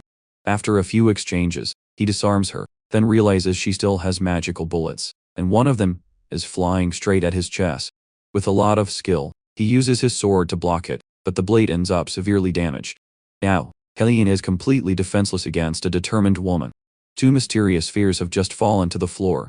The spy has injured an arm, learning a bitter lesson that the prince is a master swordsman. She can't attack him now. Hellion is angry, thinking about what he should do. Then, he decides to call her real name, Isla. That stuns her. Hellion grabs her by the neck, and he realizes something immediately. It's not there. The poison that should have been hidden in her mouth. Something all of Sakurai's spies have. Now it's time for her to cooperate and share the evidence. Isla asks if she'll be released if she does that. Hellion is getting more and more confused about her, not knowing if she's loyal to her cause. Maybe she has changed over time. Isla says that if the prince doesn't want to be caught, he should let her go quickly, or she'll tell all the knights what happened there, assuming he wants to keep his identity a secret. In the past, the Blue Lark was not a traitor. She used to fight with a sword, and she wasn't like this version of herself. That makes the prince even angrier. Hellion says that if she's willing to go this far for this, she shouldn't have died in front of him. A deep silence falls between them. The prince lets the spy go, and says his secret isn't that impressive. All he asked from her was evidence, promising she would be released without questioning, because he knows she'll have to answer to the White Eagle about what happened. Hale is still angry about everything that's happening. He doesn't know what that letter meant. He was told he would need a representative, and someone has told the queen what's happening. This is the letter written by the prince's master. Hale realizes his plan to sell sacred relics has just been exposed. The Archmage is really sharp, and all of this was initiated by the young prince. Because of everything that's happening, Hale starts to feel like everyone is underestimating him. But he had a backup plan, and he has stored a lot of treasure in his mansion. That will be enough for a quiet escape. And there's a special item worth more than all the others. With all those relics, he'll make a huge fortune. That's when Arson thanks him for the information, because he's been hidden all this time. Hale nearly has a heart attack from being so surprised, because the mage was completely invisible. That was the evidence they needed. Arson presents the hidden relics along with the leaked information from that kingdom. That makes the prince very happy. Most of that problem has been solved. The one who is still very worried is the prince's butler. He says something is happening outside. Some knights have arrived at the residence, and they belong to Kayla. They should be protecting the king, not showing up there. Ellen doesn't understand why elite knights were sent to that location. A bit of an overkill. But the king doesn't want to take any risks. He only trusts those knights because of everything that has happened recently. The Archmage says this will have a big impact, because the king is giving the prince special treatment that could strain other relationships. Since the king hasn't supported any of his children yet, remembering a tragic past, the king knows what could happen. He says his other children will join him the next day. It's time to see how they behave when they're all together. The butler wants to know if the prince has left yet. Hellion says he still has tasks to resolve. The criminals will be sent to the capital. It's a shame one of them is no longer alive. That wanderer was declared dead, but in reality, he received the prince's promise and will live a quiet life in the countryside. Very worried, the old man wants to know what will happen to him. The prince knows the old man also has a large share of the blame. The old man knows he's completely guilty, but he was used as a tool. He will be shown mercy, but he must swear loyalty to the prince, being promoted to the prince's butler, which is actually a very good outcome. Still, the old man is a bit uneasy. Hellion can finally return to his main mission, finding Sifanian. Hale will live the rest of his life in prison. As for the blue-haired girl, she ended her life at the guillotine. Renata was covering the streets that day, a type of shrub that specializes in absorbing moisture. The capital was covered in them, and they kept the white stones from turning red with the blood of the condemned. Randall is testing the prince now because of his involvement with the nation interested in the artifacts. But for Planche and his gang, it's a misplaced concern. In fact, he hasn't drunk anything alcoholic since the prince left those lands. Planche asks if his brother remembers the drunk version of him. Randall says that if he stops his alcoholism, he can move on to the next task, learning to keep quiet. After dropping a fork on the floor, Planche says he's become too quiet. Back to the prince. They've reached a very dangerous stretch of road. There's a landslide on their path. To continue, it would be better to change direction. This trip is taking too long. Hellion is so frustrated that he decides he'll set up a teleportation gate when he gets back. The elf girl says she can take them to her village to help with that. She says Luca is also in that village, along with the elder. They can stay there overnight and continue their journey the next day. The news makes the prince really happy. After a short trip, they arrive at the village and are very impressed. It's very well built. Galleon never thought he'd see an elf village. The leader introduces himself, a gray-haired man who wants to know who the king of humans is. Galleon says, there's no one with that title among them, but introduces himself as the representative of the procession. Sir is the elder of that village, and he has a request for the humans. The prince wants to hear the details before giving an answer. Not long ago, 3 elves left the village to visit humans, and they still haven't returned. The scouts sent to find them haven't either. He wants to know if they've found anyone, because they know very little about human territory. Galleon notices the elves tend to ask for a lot. Sir asks because he believes he's talking to the king of humans. These people don't seem very smart, and the prince says he's just a prince. For the elder, that doesn't matter. But the prince is tired of their simplicity, saying there's a big difference in meaning. Sir confirms he's not asking for free. He knows the procession is heading to Siegfried. Taking the human roads might be slow, but they know the forest well, which could reduce travel time by up to 4 times, a journey that could take 2 months. That's enough to convince the prince to help them. Knowing that, the elder flashes a sly smile. Investigating in the forest, they find no trace of the translators. They find some mercenaries, but they don't seem to be involved in the crime. They could be slave traders, but it doesn't seem like it. Galleon decides to investigate the nearby towns. According to the commander, there seems to be a rivalry between the cities there. A healthy rivalry could be beneficial. Galleon is thinking he might get a new sword out of this. When he arrives at the first town, he's surprised to see they have no swords. The prince looks clearly disappointed, but the shopkeeper says he looks too young to be a mercenary. Galleon says it's not just mercenaries who need them. The shopkeeper says he's wasting his time. The entire armory has been bought up by the lord, who is hiring mercenaries. Galleon says he'll go to the neighboring town to see if he can find what he wants, but the shopkeeper says it will be useless, because the same thing is happening there. Finally, the prince understands what the elves want. Those cities are ready to go to war, and the elf village is right in the middle. The prince has written a couple of letters to both lords. He will buy time so the war doesn't happen, giving the elves time to return home. Now that he's done his part, Galleon wants to continue his journey. The elder is worried and asks what he's going to do about the war. Galleon realizes the old man knew that detail but chose to hide it. Apparently, the elves who didn't return home decided to work with mercenaries. All the signs of war were clear. They knew, and they tried to use the prince to stop it, because he's royalty. The old elf is cornered. Annoyed, Galleon says he doesn't need the secret path in the forest because their deal is off. With no more strategic advantage, the elder asks the prince to wait a little longer. He can't just watch a war happen and do nothing. Galleon says no one can fight forever. If the village is important to them, they should work to protect it without relying on childish tricks and lies. Now the elder has no choice.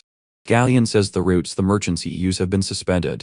Only Singh goes that far, and the prince knows exactly who that is. The cities about to go to war have very poor land for farming. They depend heavily on merchants.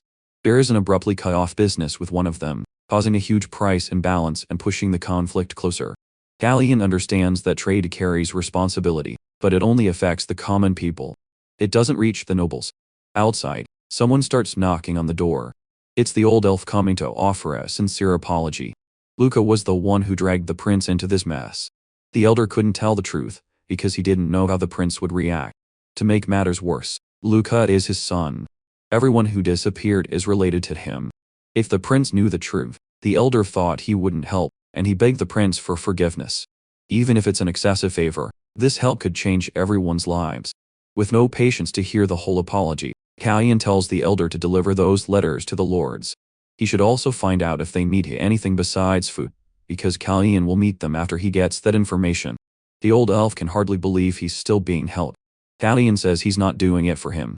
Still, the elder says elves never forget their promises, and he vows to never forget that kindness. Later, Galleon starts thinking about Lannan Berezin, who is still a thorn in his side. Using the ring to talk to his master, he says it's time to clean house. The news reaches Marquis Ivan Berezin. The carriage is ready to pick him up, but the patriarch says he won't be leaving that day. He asks his butler to handle everything with the guests, but the butler didn't know this would happen. Nothing was scheduled, and the Marquis would miss the council meeting anyway. Moreover, he prefers to receive guests in the meeting room. Now, the question is who this person is. It's the prince's master. He and the Marquis have not yet met in person. Ivan says he would have prepared better if he had been warned, but the mage assures him it will be quick. He says his second son has caught the third prince's attention, and that makes the Marquis uneasy. Taking a sip of tea, the Marquis says, Lannon is not brave enough to do such a thing. Ellen realizes this man despises his own children, so he brings something more reliable than the opinion he's clinging to, a letter. After reading it, he becomes furious and asks what the mage is trying to say. They both know he tried to get rid of that troublesome child. Angry, the Marquis says he won't hear this from a charlatan. In response, Ellen says, it's hard to have a conversation with someone whose throat has been cut. That only angers the Marquis more, because he's being disrespected in his own territory. Ellen is stunned by the audacity. This man has no idea how dangerous Ellen can be. So, Ellen makes him feel something primal, the fear of death. Ellen also says he's not like our protagonist, who hesitates when it comes to violence, because this mage will not hesitate to cut off a few heads. After being threatened, the Marquis basically pees his pants a little. Finally, he has to calm down. The truth is, Ellen is impressed with the man's endurance. He withstood the pressure of an 8th circle mage. Ellen also says he's sure the Marquis can take care of his son, but he's going to suggest a more effective path. The Marquis could be pushed out of his own inner circle. Callion had told his master the following. They would buy the man's business. When the rumor about the prince being poisoned spreads, it will affect the company's profits. The Lannon family is made up of knights. The trade association was established for the second son, because he had no talent with a sword. At the first sign of loss, they will give it up. The Marquis asks why Ellen is cooperating so much. Our boy had anticipated that question too. Callion said he wouldn't be the buyer, but they already had the right person in mind. They would sell the company to the second largest merchant in the region, Yahello. It's up to the Marquis to start the negotiations. The Marquis's son has been hit hard by Hale's arrest. He wants to flee before anyone finds any connection between them. His luck is so bad, he can't even keep his plant alive. While he's thinking about what to do, he's caught by a mysterious shadow. A man starts to choke him. He's finally arrested, and the rumor about the sale of sacred relics starts to spread. In prison, he tries to use the weight of his family name, but he remains locked up. In the end, the Marquis's reputation was clear, and Miller's management proved to be exceptionally brilliant. In the elf village, the old pointy-eared man says, the mother tree has prepared the path for our boy. Luca will lead them through that passage. Callion thanks him for everything but says he prefers Sirius's help. The girl they met in the forest, because she seems to know the place well. They are ready to move on. That's when our protagonist notices the child starts talking normally. It feels strange. And on top of that, the child is holding something quite mysterious. Apparently, our protagonist is very interested in that strange little stone and asks if it's the sacred artifact they stole. Luca gets nervous and says he doesn't remember. Arson seems to recognize something about that stone. It could also be an artifact, which immediately grabs our protagonist's attention. The commander of the Knights says, the energy radiating from that object is dangerous, and yes, they can feel an evil aura leaking from that small stone. It's possible the previous owner died a brutal, violent death, and that needs to be investigated. Callion allows the girl to continue using the stone to make communication between them easier, and the artifact that once belonged to Luca now belongs to our protagonist. The girl is really happy about that, and says she'll return it when they reach their destination. The one who is still worried is the commander. Oh Lord, it seems that kid is a boy. Anyway, the commander is also concerned because he seems to know the questions before they're even asked. That's something our protagonist has noticed. That child can sense what's about to happen, and that stone seems to prevent it from happening. Maybe it's related to the asses of time. Our protagonist's blonde-haired brother is receiving some information. He's still thinking a lot about what our boy said about the roses blooming. Lannon is the enemy who has fallen this time. The blonde-haired boy starts using an artifact hidden in his hand. Through it, he has made the withered flowers come back to life. Back in the forest, our protagonist seems to be meditating a lot, building his internal energy. Ellen says that instead of strengthening his magic, the boy has strengthened the aura he has, which is not what Ellen wanted, and it's a habit from his past life because he used to use a sword. The problem is that even when he tries to strengthen his magic, he ends up doing the opposite. Knowing that, his master says he can help him with that. Our boy needs to continue on his own path. Continuing their journey, they reach the end of the forest. Galleon sees a huge city. It's the land of the elephants, the home of his butler's family. The elf boy remembers that now they have to say goodbye, and he's ready to return the artifact to our protagonist. But Callion has something to ask the child. Does he really need to return to the village right now? It seems they don't want him there very much. If the boy's condition is a problem, our protagonist is willing to help. Before accepting the offer, the boy admits that he sometimes feels uncomfortable in his village. But he learned from his mother that this is who he is, in his purest, simplest form. Unlike others, he doesn't need to be fixed. Even if he speaks differently, that doesn't change the fact that he's an L. Those words have impressed our protagonist, and he realizes he still has a lot of growing up to do. The two say their goodbyes. Galleon really wants to see that little friend again. Arson used to be annoyed by the child's appearance. It seems he will miss him a lot. The city looks like a giant fortress. It's a relief to know that the Siegfried family has never wanted to take the Empire's throne. Before entering the city, Galleon tells his butler he can act more comfortably. He doesn't want to bother the knights there anymore, and he asks his butler not to act too much like a servant. But the boy was offended and said he could handle the situation. Siegfried still has a strong sense of responsibility toward our boy, who held a blade in mid-air to save him. After they are assigned their rooms, our boy takes a bath. He thinks he's arrived in Siegfried territory. He has arrived, but they are still at the outermost gate. They still have 2 days of travel ahead of them. Galleon looks at that mysterious stone again. He realizes that although he has changed because of this second lie, his mana is still the same. So, he had a brilliant idea to use his aura to fuel the mana he needs. Arson sees the intense light of that energy, and is amazed. Our boy has just found a huge source of magic, easily reaching the 4th circle. They finally get close to the main castle, but that raises another problem. Besides him, there are 6 other master swordsmen on the continent. Those with strong auras can recognize who is weaker. Siegfried's father is the 2nd strongest on the continent, far surpassing our boy. All he needs is a glimpse. He was shocked to realize he was standing before another master swordsman. Siegfried has a lot of questions, wanting to know how that happened. He says, our protagonist has grown a lot, and become a man. He almost didn't recognize him. Apparently, he must have gone through a lot of changes.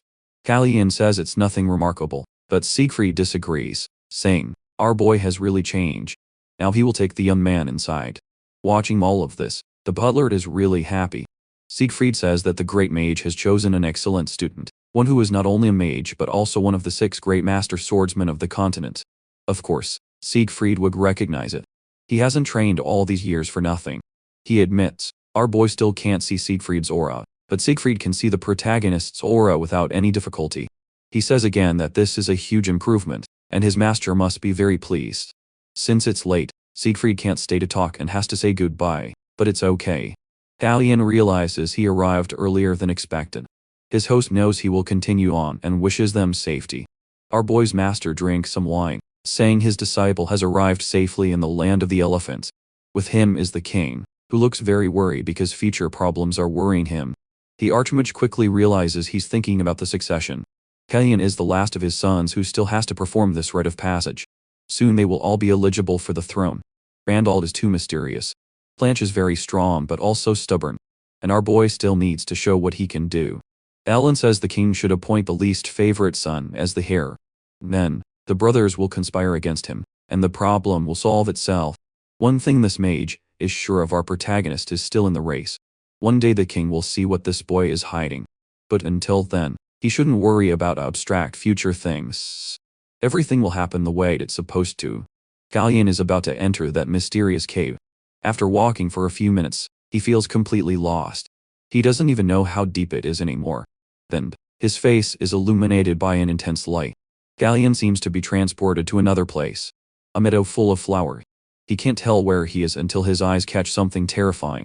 It's as if its magical force can't even be measured. A presence that would make anyone fearful.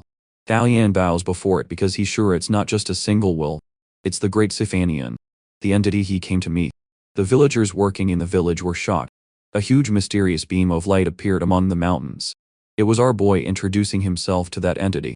He was only supposed to meet the will of the goddess, but she decided to appear in her original form.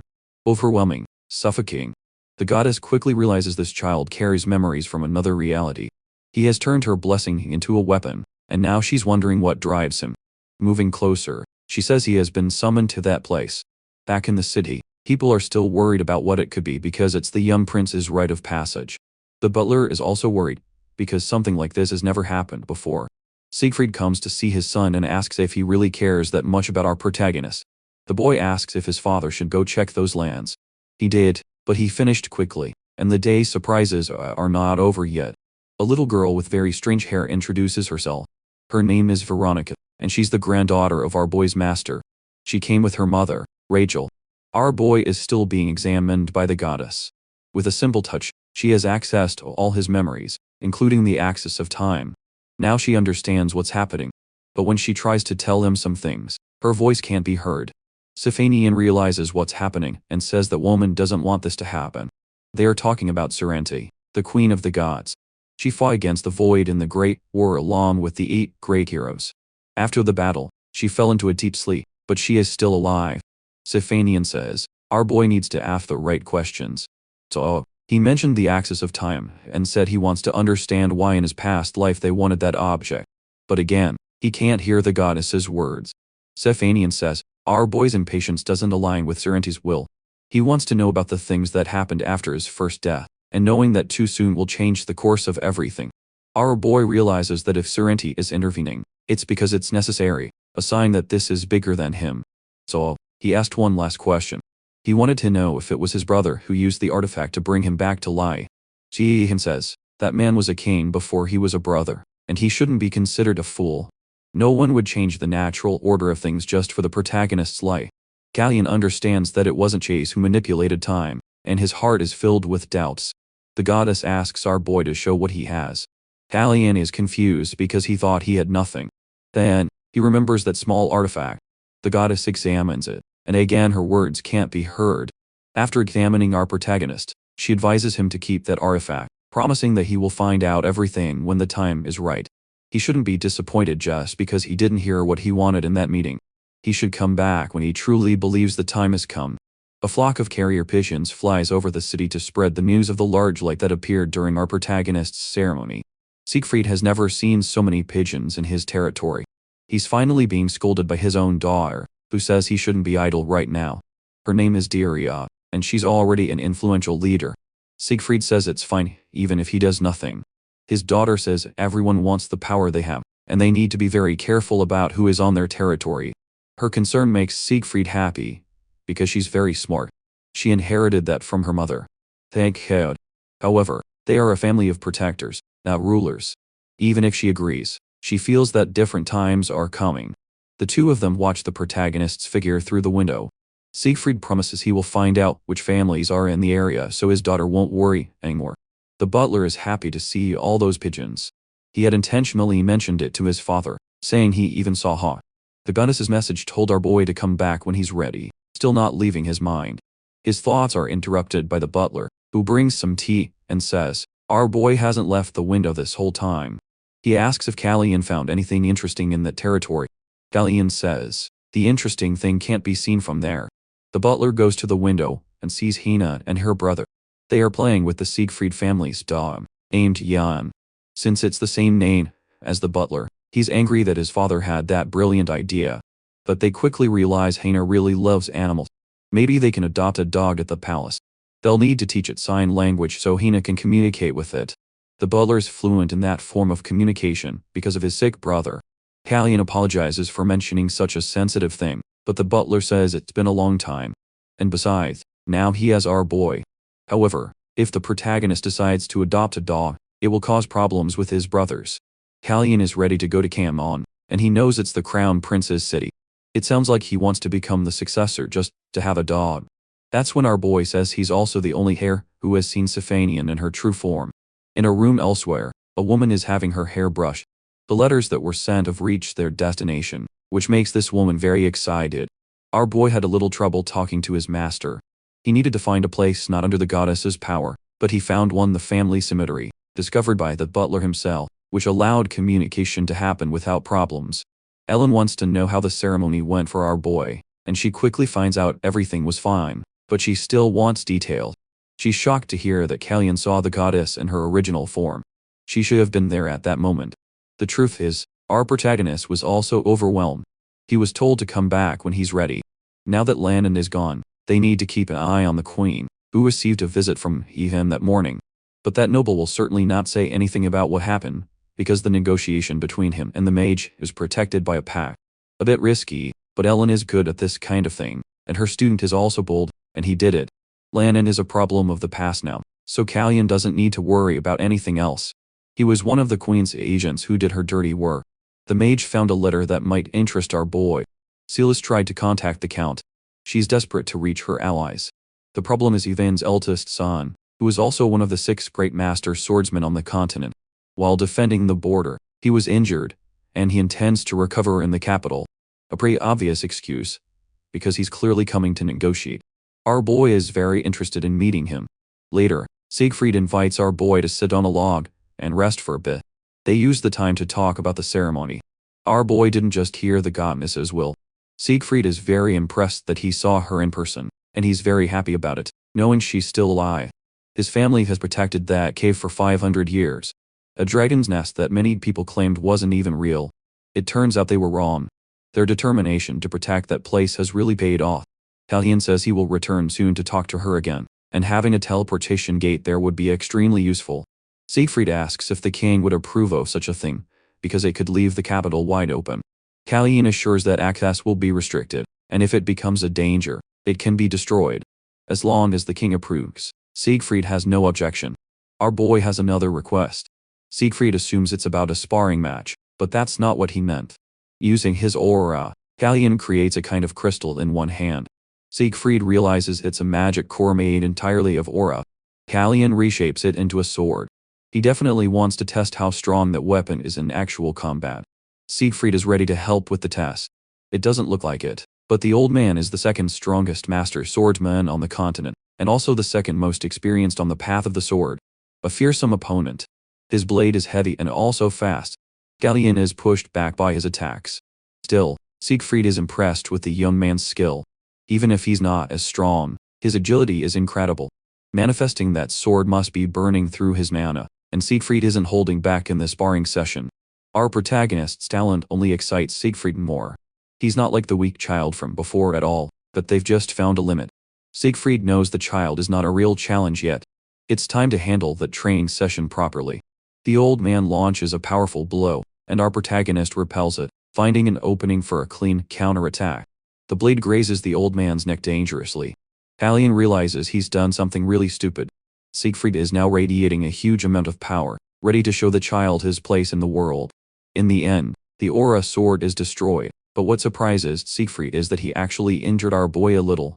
They don't even have time to talk about it. There's a crowd of people watching, really curious. Moreover, the old man's sword was cracked, and there's a wound on his neck. The commander and Siegfried's knights didn't expect anything like this. Later that day, they have a party. The old man shows he can play the violin very well, which impresses our protagonist. Talion is still upset about the injury he caused. The old man's only concern is how much he scared his son, who is more worried about the protagonist's condition. Talion thanks him for the sparring session, confirming it was a great opportunity, because now he knows how durable his energy sword is. After seeing Siegfried's power, he understands he still has a long way to go. The old man listens carefully, then jokes and asks how the cut on the child's face is. He says he went a little too far, but he had to react to the protagonist's speed. The two of them continue to exchange compliments. Siegfried says those techniques are quite common in the swordsmanship of the Sigrid Knights. That comment really panics our protagonist. Siegfried says it would be hard to get that habit while training in this region. The Empire's technique relies heavily on footwork, but observing the protagonist's movements, he noticed he rotates his shoulder blades a lot. Siegfried tells him to be more careful because people like Berezin will easily notice the difference. Our boy asks if Siegfried wants to know who he really is. The old man says he's on his own land. He has no interest in knowing who is wearing Talien's skin. He just wants them to spar again. Our boy thanks him for that. He asks if Gray can feel the aura he has now. Rumor has it that Gray's father is not satisfied with his abilities, but even so, he can still see the protagonist's power. So, the child needs to be prepared for any possibility. Talion understands he can't just sit still. After 10 days in that land, Ellen asks if our boy wants to return. The truth is, the protagonist wants to stay a little longer, and he asks if Gray has arrived in the capital yet. Still no news, but our boy decides to wait. Talion is a mage who is also a master swordsman, something the world doesn't know. If Gray tries to sense his aura, it will bring a lot of unwanted attention. According to Arson, there are ways to hide mana with spells, and he's willing to help our boy with that. They also start studying the teleportation circle with Veronica and Rachel.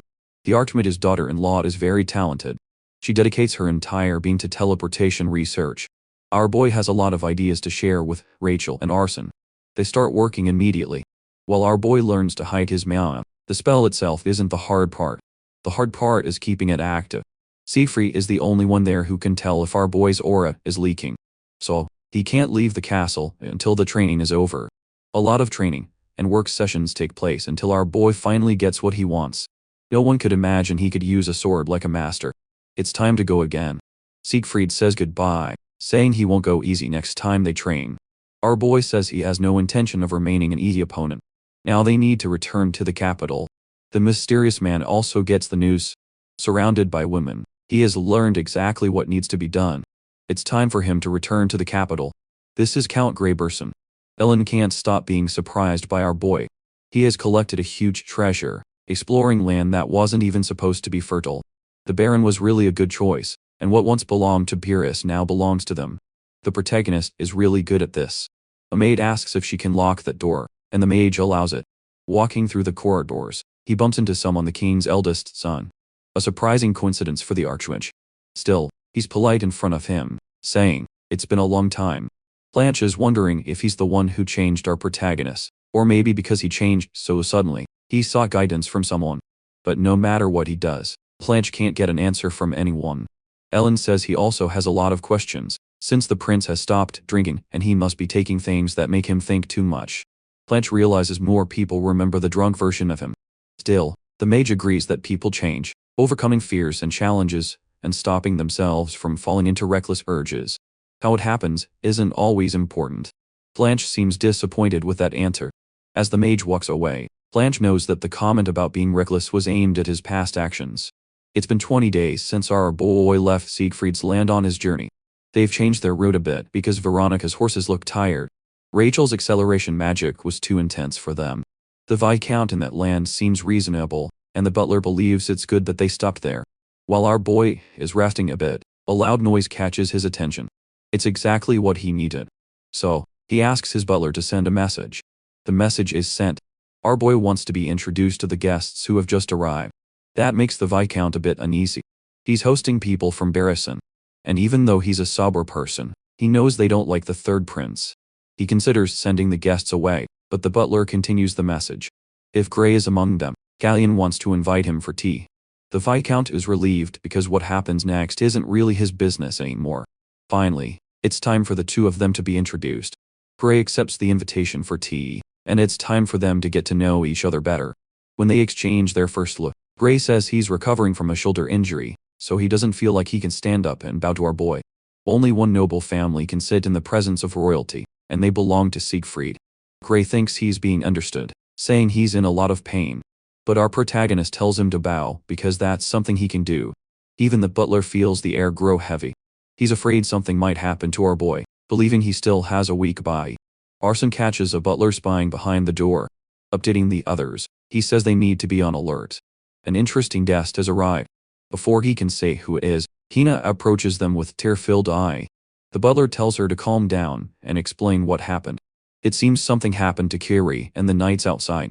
Arson decides to go out there to find out what's happening, but the butler advises him not to act first.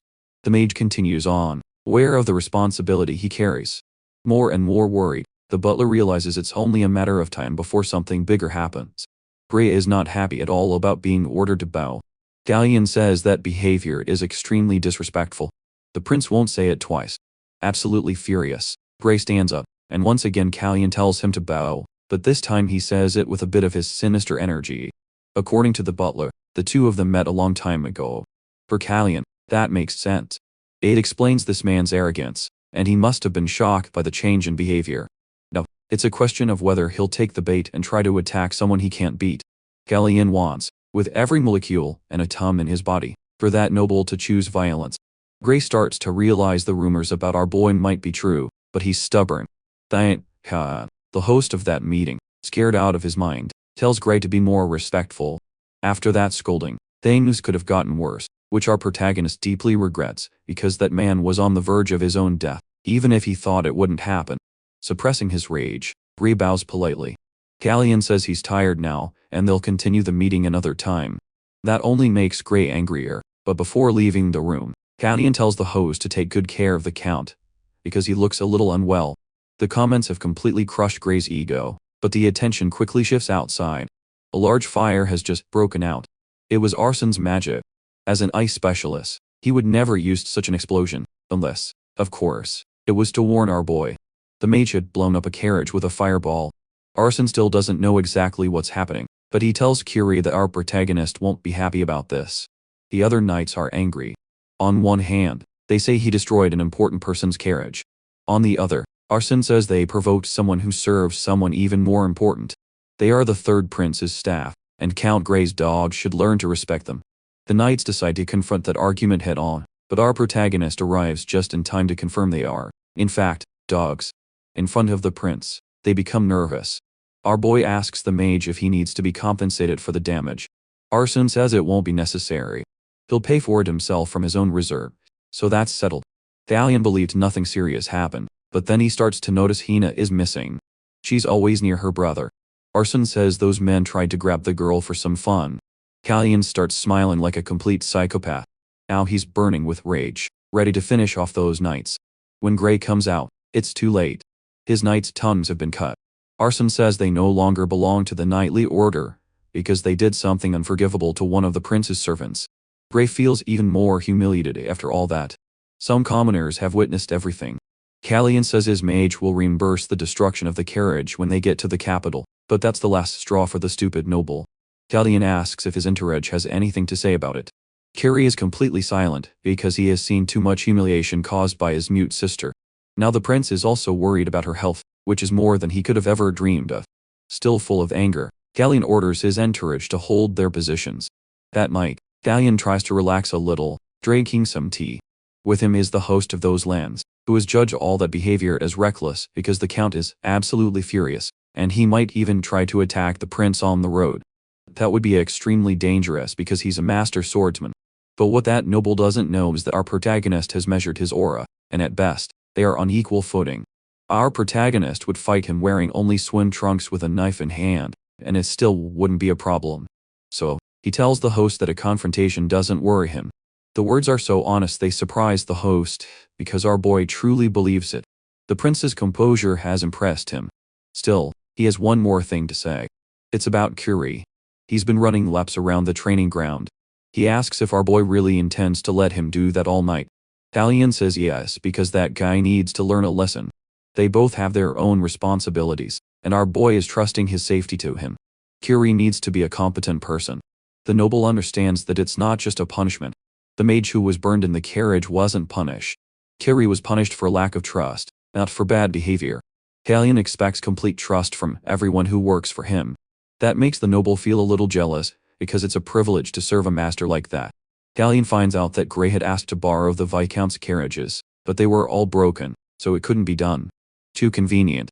And yes, it was really just an excuse from the Viscount. He said his lands were very modest. He couldn't afford to lose a carriage, so he didn't lend it. Our boy took the opportunity to make an invitation. Giving him a letter, he says that the noble can request an audience whenever he wants. Thalion also says he wants a companion on the road to the capital. Receiving the letter, the Viscount promises he will be ready to leave with our boy. In the capital, Blanche is talking to his mother for the first time in 5 months, and the first thing she mentions is our boy. Blanche asks why she's remembering the protagonist, and Silas says Gray will be arriving soon. And it seems Blanche can't envision the path the queen has laid out for him, which makes the prince ask what she means. Silas says he's acting like a child. Being loud doesn't change the fact that he's wrong. When Gray arrives, Blanche needs to do everything he can to keep him quiet. Observing the queen closely, he says some people become unrecognizable while others are incapable of changing. Silas slyly tells the boy not to try too hard. Blanche says he could give her the same advice, but to avoid trouble, he'll do nothing, just as she wants. Contacting his master, Thalion says they will arrive soon. He's told the king wants to accelerate the formation of the Mage Corps. After the coming-of-age ceremony, yes, Thalion has gained a lot of notoriety, and with Gray being humiliated, they need to be careful. The Knights of Paul will be restrained. Ellen realizes that's basically a declaration of war against the House of Berezin, but the king is doing it to protect his son. The problem is, the king is now in danger. The Mage Corps will be presented when the prince arrives, and a ceremony will take place a week later. Thalion is very worried. Even with his master's protection, the king will still be in danger. especially with Gray in the capital. Our boy's butler says there's another route to their destination. Knowing that, Callion is ready to accept new risks, because he needs to get to the Empire's capital first. Meanwhile, Gray is riding in a carriage for women, which only makes him angrier. He's told their procession is being followed. It's our protagonist approaching very fast. Gray doesn't know how the prince got there so quickly. It must be some kind of magic trick. Callion says that fool still doesn't know how to treat a noble, which has pushed the man's rage to its limits. He's tired of being scolded by our protagonist. It's time to wipe the floor of that place with our boy's blood. A huge explosion happened, and to Gray's surprise, he's being choked. Callion is slowly strangling the bastard. Summoning his energy sword, Callion says, there's only one person who has to be responsible for all this, because honor demands he protect his reputation. In front of everyone, he has punished the noble for insubordination. Oh Lord, they don't even show what the guy's wound is, but he's on the ground begging for mercy. Callion asks if he still hasn't wondered why his brother disappeared. A large sum of money was delivered to Marquis Barrison, and then Lannon and the troublemaker disappeared. Maybe the same thing is about to happen now with the eldest son. Callion makes it clear he doesn't have much patience, so he'll only ask once who attacked the boy that day. Completely compliant, Gray says it was Marquis Van, his own father, which saddens our protagonist to see that father being so cruel to his own children. Looking at that noble's servants, Callion says they should also support that version of events. Still horrified, they also say they are not going to the capital. What happened there was just a small family disagreement. Our protagonist is being followed. Kiri is hiding in the forest. This was also done for him. As for the boy's past actions, all has been forgotten. Callion says his subordinate used to know him better. Finding it strange, Kiri asks when that happened. Our boy decides to tell the truth, but they have plenty of time. When he arrives in the capital, the protagonist's presence is celebrated because the dragon revealed itself to him. Everyone is saying he will succeed to the throne. Finally, our boy has met the rest of his family. He greets his brothers very politely, and the two respond with a certain indifference, especially Planche, who still seems very curious as he returns the greeting. Callion can't even believe it's happening. This is completely unexpected. It must be some kind of sneaky plan. During the meal, the king starts talking to his sons. He hears Randall is still reading a lot. For our protagonist, that family gathering is the strangest thing he's ever done in his life. The king, who used to be completely indifferent, now seems very friendly. One of the servants has to interrupt the meal, bringing an urgent message for the king. He asks the woman to come in. Observing Planche's reaction, our protagonist already knows who it is. The queen has also come to see them. After being greeted by our boy, the queen walks past him, indifferent. She asks if the trip went smoothly, and Callion says it was safer than expected. Celis says she was worried. She was afraid he would return sick. Callion replies that the last time he got sick, he ended up even stronger. There were almost no problems outside the castle walls. Knowing what happened during his coming-of-age ceremony, Celis becomes a bit uneasy. His reputation has reached even the Empire's capital, so she gets straight to the point. She asks if the king intends to make the protagonist the heir to the throne, a question that has surprised everyone there. Callion realizes this is a desperate move by the queen. The king says he had a conversation in the presence of the Archmage, and the suggestion was to appoint the least favorite son as the heir. That would solve the problem of the most troublesome one. But there isn't a single one of the king's children he doesn't care about. And because of everything the queen has done, the king is thinking about making his decision. Celis slams her hand on the table in a rage, saying the king will regret it because he's destroying everything she has built. She storms out, and the king apologizes to Planche for what he had to hear because those words were not meant for him. Knowing what happened with his own brother, the king says he doesn't want that future for any of his sons. They can't make the same mistakes that family made. After turning 20, the princes who are not heirs must leave the palace. They can only visit the capital for 5 days, and they also can't have their own army. Now we are introduced to the protagonist's uncle, Asnion, the author of a rebellion, when the king ascended the throne, which ultimately failed.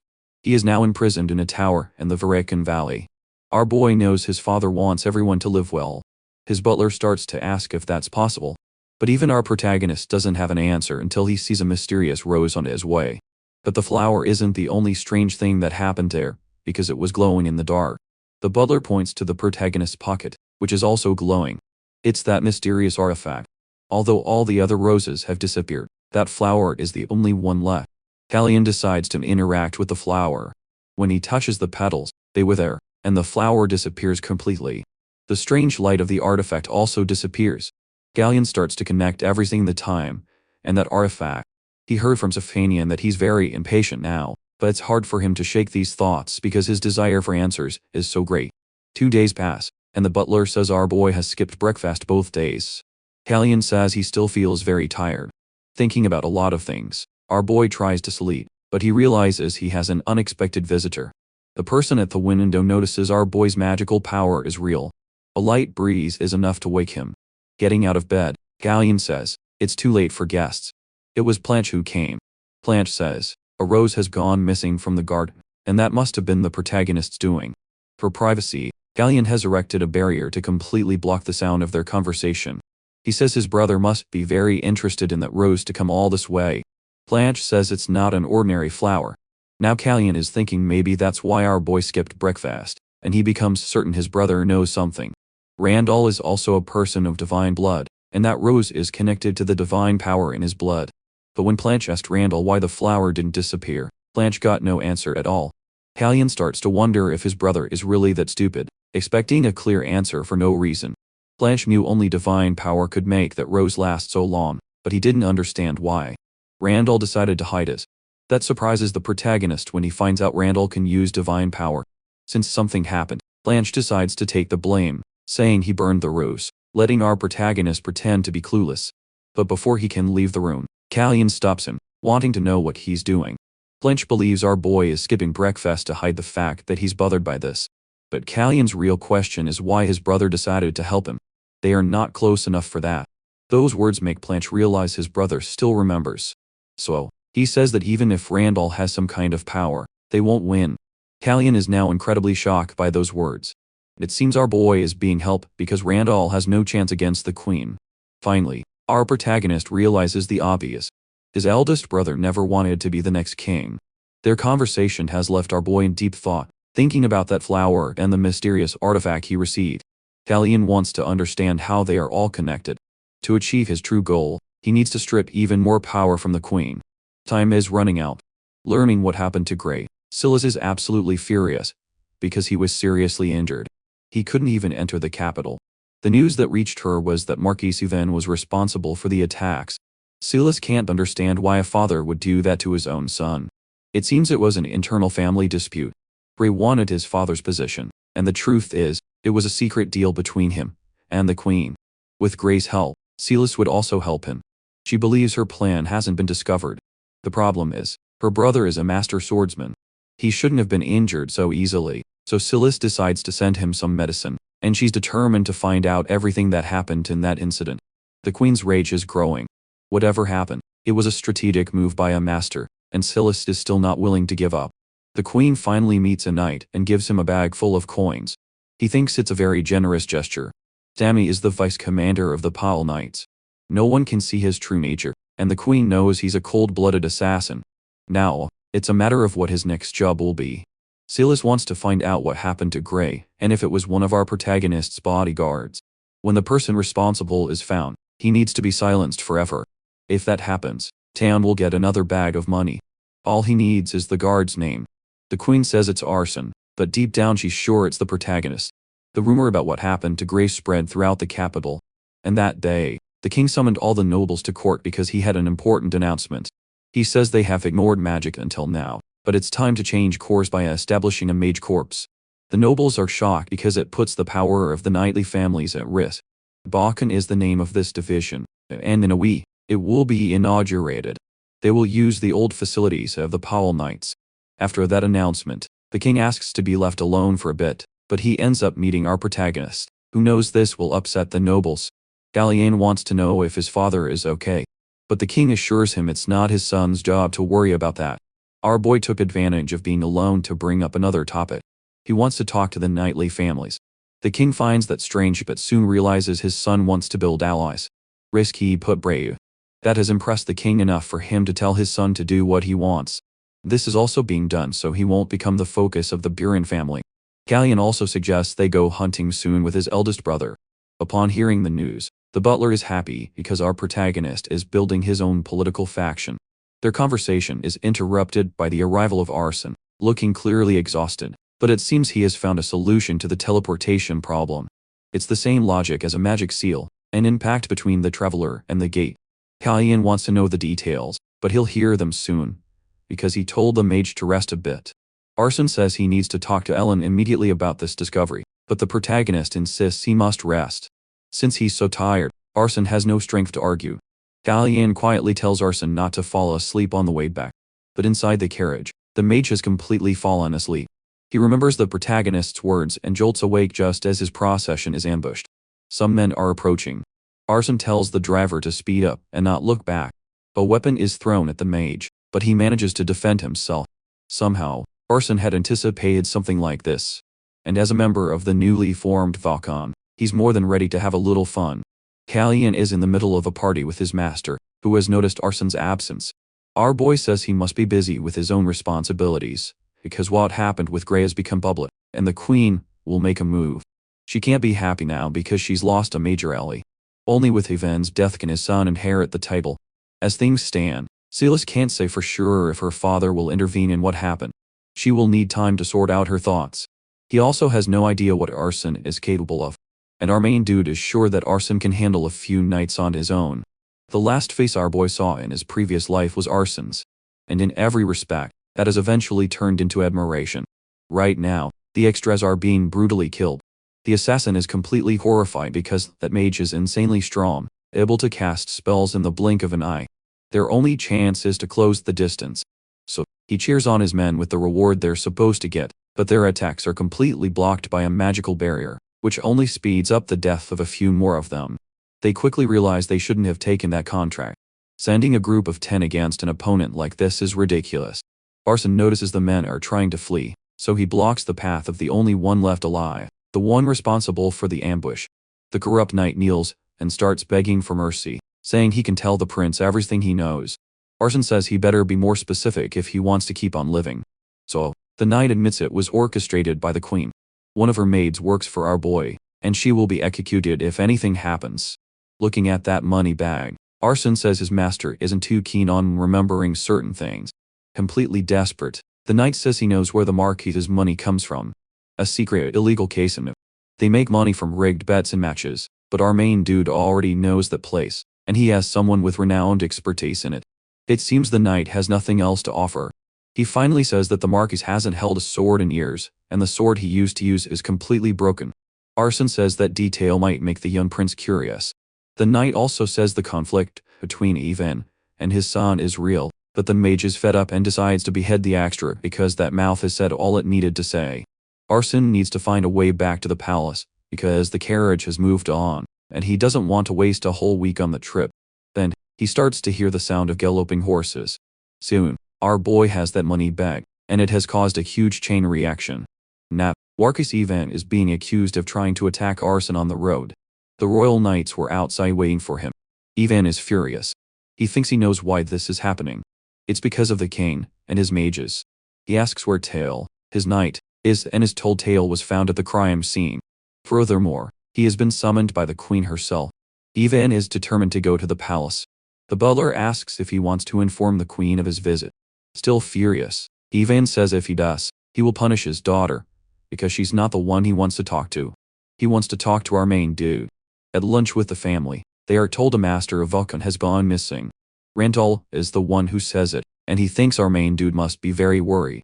With a wide smile, Kalyan says the king, and Ellen should be more worried about it. Blanche is completely indifferent, and the hunting day has been set. Looking at Randall, Blanche asks if he's joining, but that prince has no plans because he thinks the king arranged it with the eldest son in mind.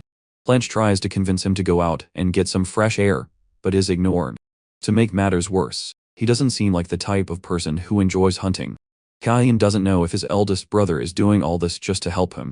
And right at that moment, gathered with his brothers, he feels something strange. It's his own master, and something has made Ellen extremely annoyed.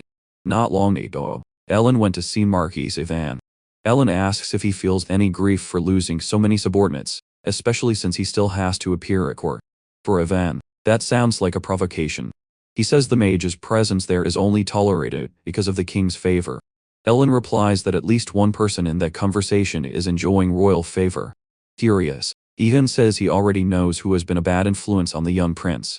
Getting closer to the point, Ellen says the king and the prince are more reliable than a knightly clan whose 10 men were defeated by a single mage.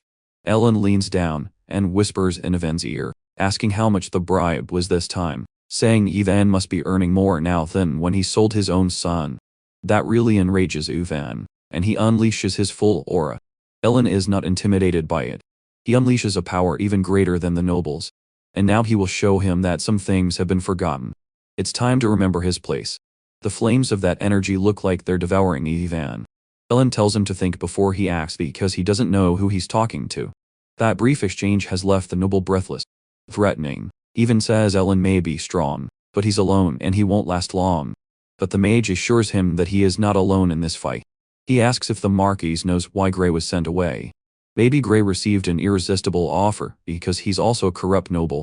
Ivan starts to think about what his daughter might have done. That would explain a lot of the problems he's currently facing. Gallian observes the two of them talking from a palace balcony. By the looks of it, Ivan is really going to meet our main dude, and he's furious. What Ivan really wants to find out is how Blanche's relationship with the queen is, but things change too quickly. He won't be able to see his grandson now until he finds out which side the boy is really on. Just as Ivan decides to leave, it starts to rain. Gallian realizes the hunt might not happen because of the weather. He asks his brother what he thinks about it all. Blanche says he heard about a message that morning, ordering some knights. Gallian assumes Blanche must have felt the conflict between the two manas that morning, a sign that the king was right. The boy has good sword skills. Wanting to know more, Gallian asks if his brother talks to Ivan often. Blanche says he's never met him alone, which is exactly what our main dude expected because that family is full of schemes. Maybe that's why Ivan wanted to visit him. He surely wants to strip the queen of her noble title, hoping his grandson might receive the title of the crown. If Ivan's goal is just to push the queen off the board, then he doesn't need to continue helping our main dude. But if he wants to be the next king, he should meet Ivan immediately. Looking seriously at our main dude, Blanche says he has given a very clear answer. Now they need to talk about something urgent, the queen's situation. She might make some really stupid decisions, but our main dude is ready for it, and he doesn't want to shelter her from the consequences of those actions. If Blanche is going to be a real ally, he needs to be ready for what's coming. Blanche takes our main dude's hand and agrees because he doesn't want to be used as the queen's puppet anymore. The news of their alliance reaches the butler, and he is shocked. It means the eldest son has turned his back on the queen, and in theory, he has no reason to. Gallian says his brother hasn't turned his back on anyone. He just closed his heart to the mother he finally had. The queen never realized how toxic she was to him, which is why the guy was an alcoholic. And here's the surprising truth. He's not even an alcoholic. He just dirties himself with wine. His breath is always fresh. It was all to ruin his own image. Every time he disrespected our main dude, it was in front of an audience. He did it in the hope the queen would give up on him, but it never were. And desperate for power, Silas has reached a point of no return. Only death will stop her. Even after hearing all that, the butler still doesn't understand why this sudden alliance happened. Our main dude doesn't have an answer for everything either. The only one who could truly understand Blanche has crossed the bridge. The old Gallian is not in those lands. No one can find him. A messenger approaches the king to whisper something. They found a prisoner in the dungeon in Barrison lands. Hearing that, the king is curious. Talking to Ellen, he asks if Ellen has forgotten who he really is, even if he's a laid-back person. He holds the highest title in Vulcan. The king wants to show the court the power he has now. So, he mobilizes the royal guard to intensify the search efforts. Right now, Ivan is facing serious charges because of all this. The same knight who came to talk to the king is the one responsible for bringing that noble in. There are only a few days left until the inauguration of the new mage division. That will shock the nobles with a title granted to Ellen. Ellen has realized the king knows exactly how much the nobles despise him. Ivan especially. The truth is, Ellen was originally a viscount in Liber, but he became famous as a great mage in Sraya. He also holds the title of baron. But of all his titles, he prefers being the young prince's teacher. And from now on, he won't be just that. He will also be known as Count Ellen, a title granted by the king himself. Ellen is immediately surprised, and the king notices it. It was a quite unexpected situation, and it could lead to major consequences. Our main dude realizes the rain has stopped. The hunt will happen. The butler comes to wake our boy and is surprised to see him already up. Gallian had taken a little walk because he needed to resolve a few things. The butler says our boy needs to see something else. They just received some horses as a gift from Baron Poland. Our boy is very impressed with their quality. And that's not all. They also received a cat as a gift, which puzzles our boy a little. He didn't know if he wanted to adopt a dog or a bird, but getting a cat is definitely a good thing. The animal was finally delivered directly to him. A pet like that can stay at the prince's residence, and our boy asks her to be very careful. Hina realizes our main dude had remembered her request, and she's really happy about it. Not long after, she shows her brother what happened. The butler also tells our boy about the king's moves. He has sent troops to the Burian lands. Arson is still missing, but that doesn't worry our boy at all. He just repeats Ellen's words. His subordinate's power is not small. Still, our main dude won't just sit still. A missing Vulcan mage is serious, and it will be treated as such. Anyway, life goes on, and it's time for the hunt. Not everyone knows if Prince Blanche will participate. There are rumors that he's not well. Looking through the window, Blanche remembers a conversation. Our main dude had told him not to participate in the hunt and to say he had a fever. Blanche didn't understand the reason for that plan, especially since he might actually not be well enough to go hunting. Galleon said he would talk to the king about it so he would understand his son's absence. Blanche still can't figure out what our main dude wants. But if it helps him escape the succession conflict, that's fine too. While he's thinking about it, he hears a cat meow. The cat belongs to our main dude and is playing with Hina in the garden. Blanche knows the girl is our main dude's servant, and the path she's taking leads to the rose garden. If he remembers correctly, around that time, Randall used to come to the garden. One of Blanche's guards points a sword at the girl. Rudely, he starts questioning her immediately, asking who she is and how she got there. Hina is terrified, and knows she needs to identify herself. But since the guard probably doesn't know sign language, she thinks about writing on the ground. As soon as she starts to move, the guard becomes even more aggressive because he doesn't know what she's trying to do. Hina panics, because she has no way to write anywhere. That's when someone intervenes, saying, the guard's performance is pathetic. He doesn't recognize a prince's servant. His eyesight must be very poor, or maybe it's his intelligence. Blanche appears and saves the day. Ashamed, the guard apologizes, saying he didn't know she was a servant. Blanche glances at Hina's eyes and tells her to get the cat out of there. She bows respectfully, thanking him for what he did. Randall says he was invited to the hunt by Blanche himself, but neither of them showed up. Blanche didn't expect to meet his brother in the garden, so he starts to apologize. Before leaving, Randall comments that things are getting better between Blanche and our main dude. Out in the forest, the king isn't sure it's the best thing for his sons. While he tries to teach the mage how to use a bow, Ellen asks for silence so he can concentrate. Some nobles are with them, and they don't know why they've been divided into groups. Among them are some who are related to the House of Berrizon. Finally, after a lot of concentration, the mage manages to shoot his arrow, but it can't even fly more than a few meters. The king has to suppress a laugh. Ellen hears it anyway, and tries to justify himself, saying he's a mage who has focused his excellence on other areas of life. The nobles realize the rival hunting group won't be very impressed, and right at that moment, the bird Ellen was trying to hunt is taken down. They can't even see the arrow. Ellen says there's no rule against using magic. He asks the king if that's true, and the king immediately confirms. Then, the king asks if his mage wants to hunt those people too. The nobles realize they are completely defenseless. This is just a warning to that mage and the king. They are no different from that bird. It's time for them to think about what they're going to do with their lives.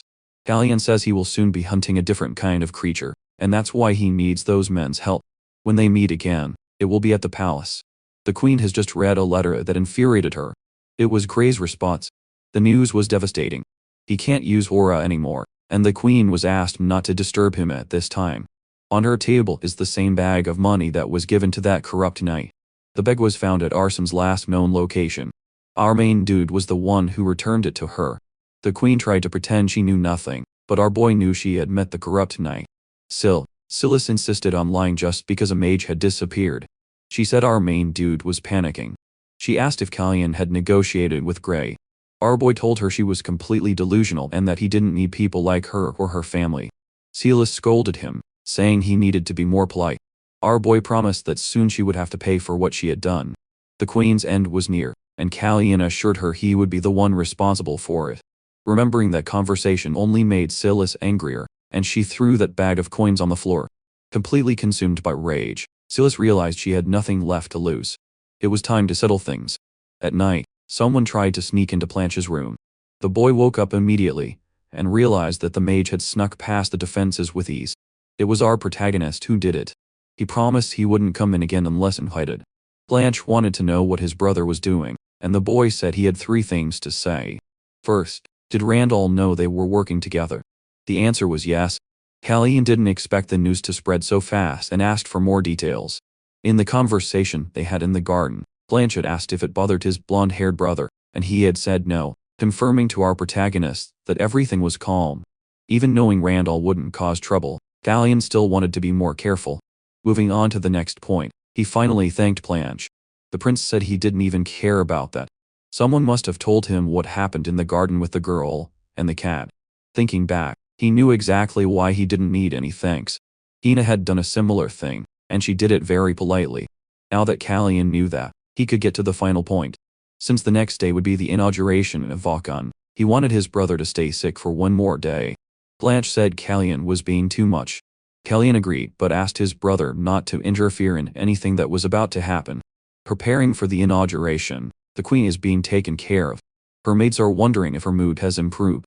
She has been extremely stressed lately, and it has worried everyone. Maybe the woman should have listened to her father and married some noble in the countryside. Accidentally, a maid pulled the queen's hair too hard. When she tried to apologize, she didn't notice a hand swinging towards her. The queen slapped her without mercy, making the maid beg for forgiveness. Another servant tried to take the blame, saying she hadn't taught the maid properly. Silas took the opportunity to push that woman away even further.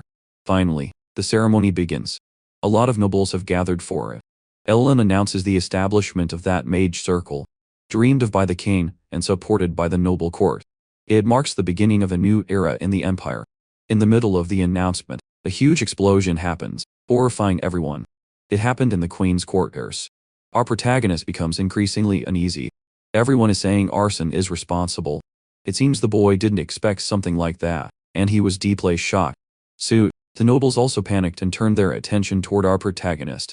He quickly realized this was also the queen setting him up. The king told everyone to calm down. Chaos was exactly what the attackers wanted, so they needed to remain calm. They still didn't know what had really happened, but there was someone there who said she had personally seen the culprit. The woman started moving toward the nobles. It was the queen talking about the identity of the person who blew up her apartment. After the conversations he had with our protagonist, Blanche started to get very confused. Callian said everyone heard the explosion and they were relieved the queen was safe. Callian said the boy was being fake because he was the one behind the attack. Even while being accused, Callian said an investigation was needed. Callian said that before she was attacked, Arson had accused her of staging an ambush, and our protagonist had told him about it. Early that morning, she had planned everything with that maid. She had given her an artifact to place on the vanity. The poor servant couldn't refuse, so she placed that small artifact there, causing a huge explosion that all the nobles could see. Callian said the boy clearly didn't believe her accusation, so he should bring Arson himself there to confirm his innocence. The queen insisted that she saw him place the explosives in her room. It was all her trap for the boy, and he was cornered by the accusation. Then, she was surprised by the appearance of Arson. And to make matters worse, he wasn't alone. The mage greeted the queen with perfect politeness, the same person she had just accused. Callian also didn't know what her father was doing in his company. Only then did she realize our protagonist was playing chess on a completely different level. Her end was happening right at that moment. Back to the day Arson disappeared, he had met Kiri. What he really got was a few days off, but his disappearance had put the Berezin family in a seriously difficult position. He even had no way to dodge those accusations. Arson had come to negotiate with Ivan. Following the prince's instructions, he said the queen would use it to build a conspiracy, so Ivan needed to hide in those lands. In return, Ivan had to support the boy so the false accusations would not continue. Thalian now had a complete strategic advantage. With the king present, he said the investigation should begin immediately. The queen had asked for the mage to appear, and that had just happened. As he passed by her, Callian said he had warned her. Silas shouldn't have been so reckless. Now her own father, the king, and the knights were all against her. Silas started to smile like a completely mad person. She said our protagonist's mother had also been so insolent. Proof they were really alike. She showed she was armed with a knife. And now she tried to attack our protagonist. Blood started to spill all over the floor. No one expected it. The queen couldn't believe the blood she had shed. Even our protagonist didn't see it coming. Blanche had been told not to interfere at all, but he had decided to play the hero. Now the poor guy was about to die.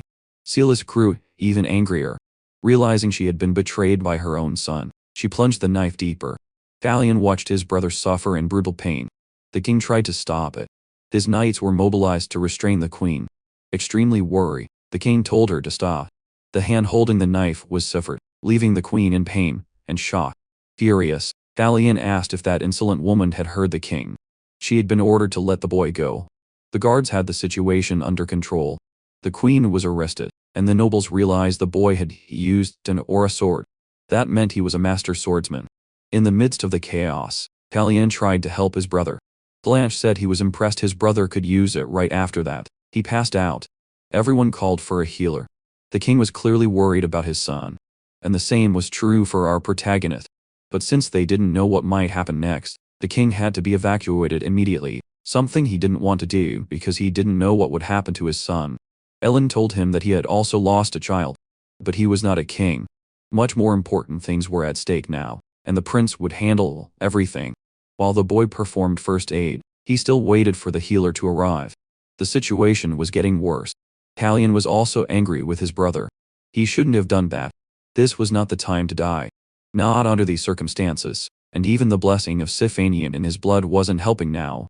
It was only a matter of time before he died. The healer was on her way. Hina was also heading there. Talion remembered that Prince Randall could also be useful in that situation. In moments of chaos, the human heart shows its true intentions. A calculating person like him had just shown what he could do. Talion was angry at that refusal to act, and he desperately wanted his brother to survive. It would be tragic if his life were lost there. Later that day, our protagonist visited someone in prison. It was the queen, who would no longer be clapping. She said she also had a question. She suggested they both be honest for the first time.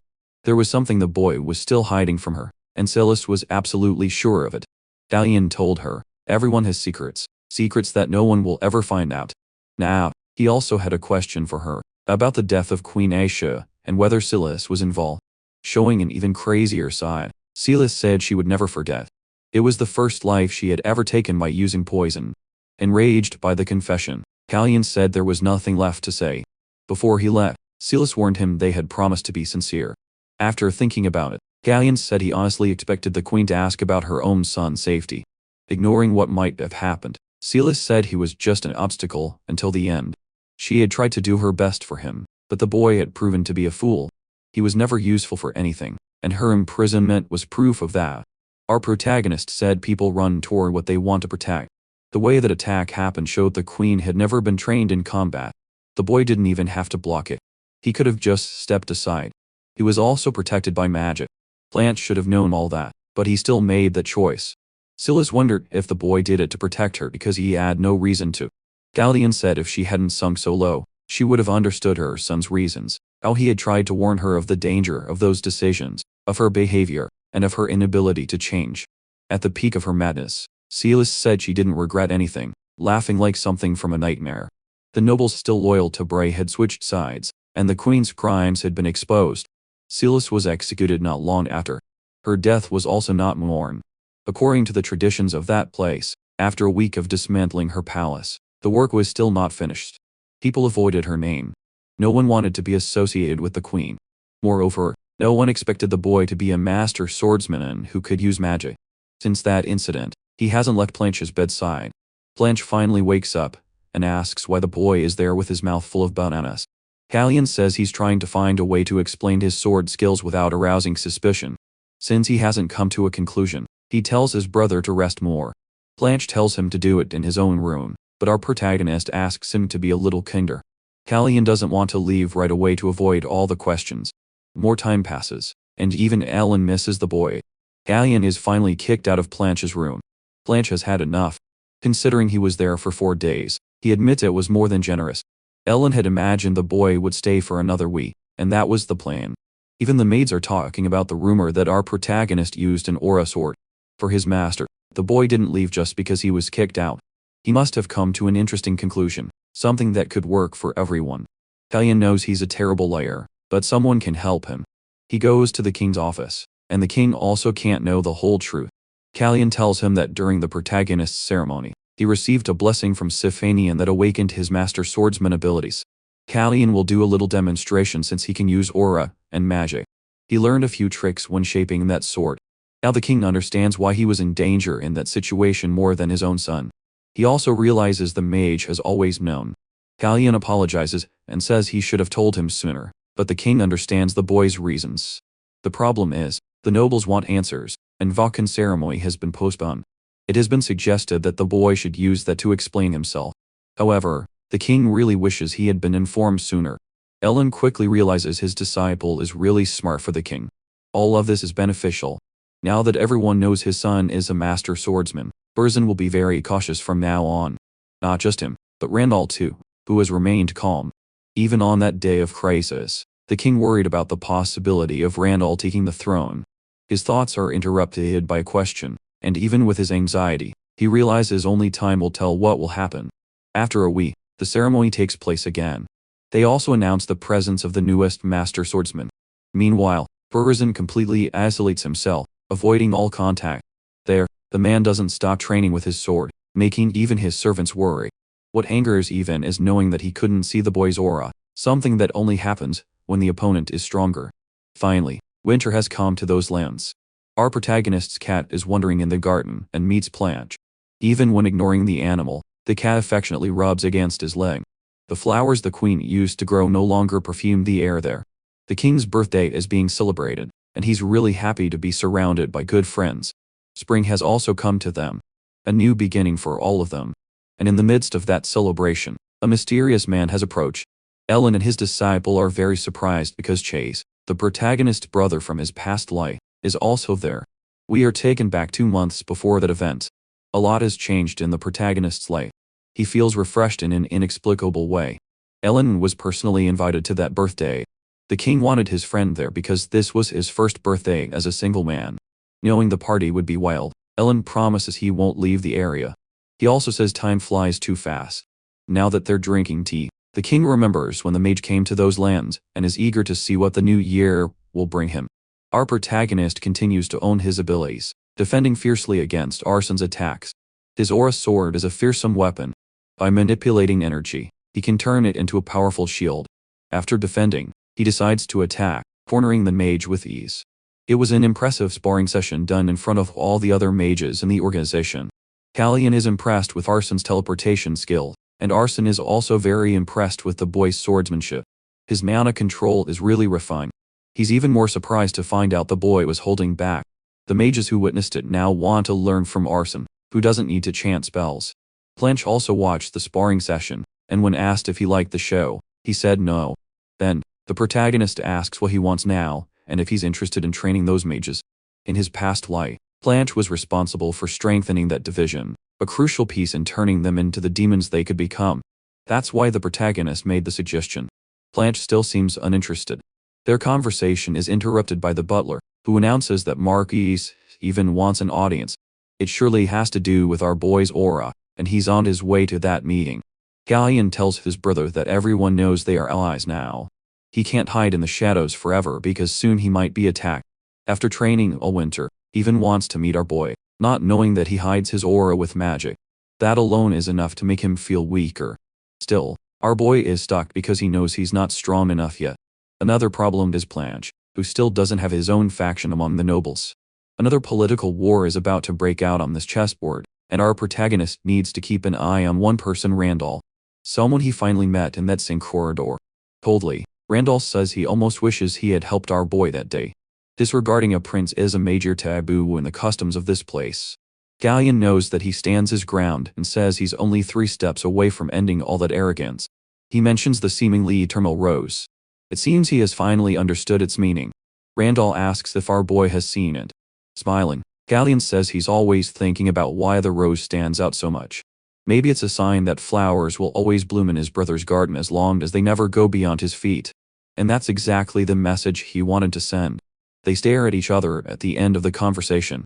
When Ellen hears about it, he gets angry and suggests introducing Randall to Yvonne so they can conspire against the protagonist together, because our boy seems very willing to make enemies. Ellen is angry with his disciple's attitude. But Callian has made it very clear that he doesn't provoke anyone without reason. Now he's sure his brother won't make a move until he's sure there's no chance of an alliance forming between Callian and Yvonne.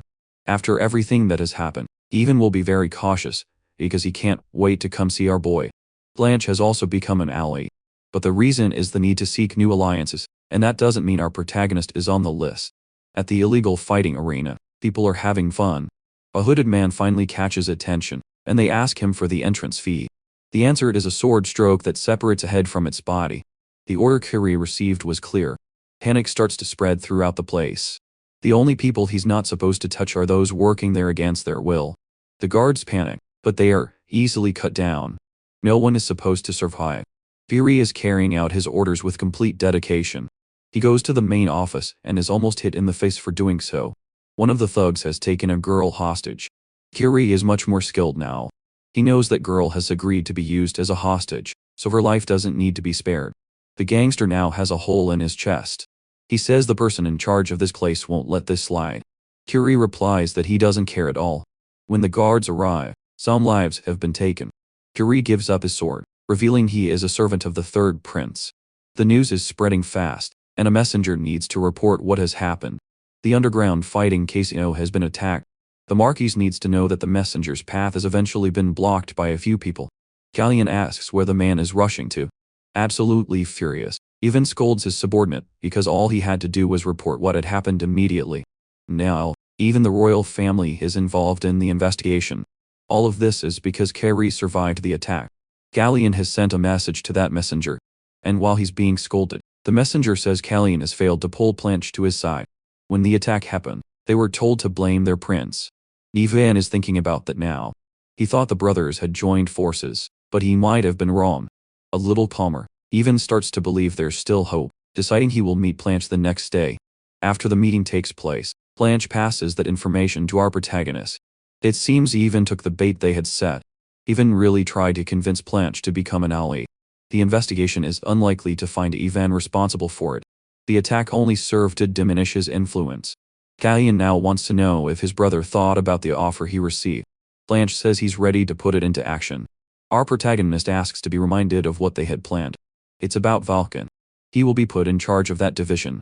Because of the illegal fighting casino, another noble has finally been punished. Curie was suspended for 2 months for using a sword without permission. And that time has finally passed. Our protagonist is woken up by the butler, who wants to know if he wants to rest a little more. Galleon says he had a strange dream. He still has a feeling about it, but he can't remember anything.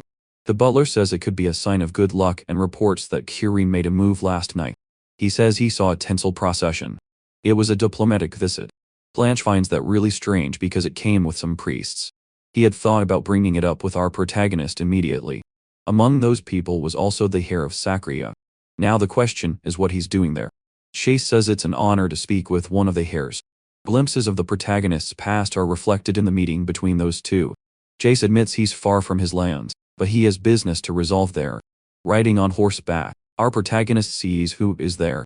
That seems to explain the feeling he had that morning. This is exactly what was going to happen that day. Ellen was surprised when he found out who was present at the king's birthday. Chase, the heir of Sacria. One thing that made him a little uneasy. Soon, Ellen decided what needed to be done. Meeting our protagonist, he believes his disciple needs to be better prepared for this meeting. He might hesitate too much, feeling the conflicts tied to his past life. Chase was waiting for him inside the Great Hall. Approaching our boy, he reveals he's been waiting to see him for a long time. Galleon is silent for a few seconds, and Chase finds that really strange. Keeping his cool, our boy says he's also been waiting for this meeting. Ellen finally enters the Great Hall. Seeing both princes have already met, he asks why they're almost blocking the entrance.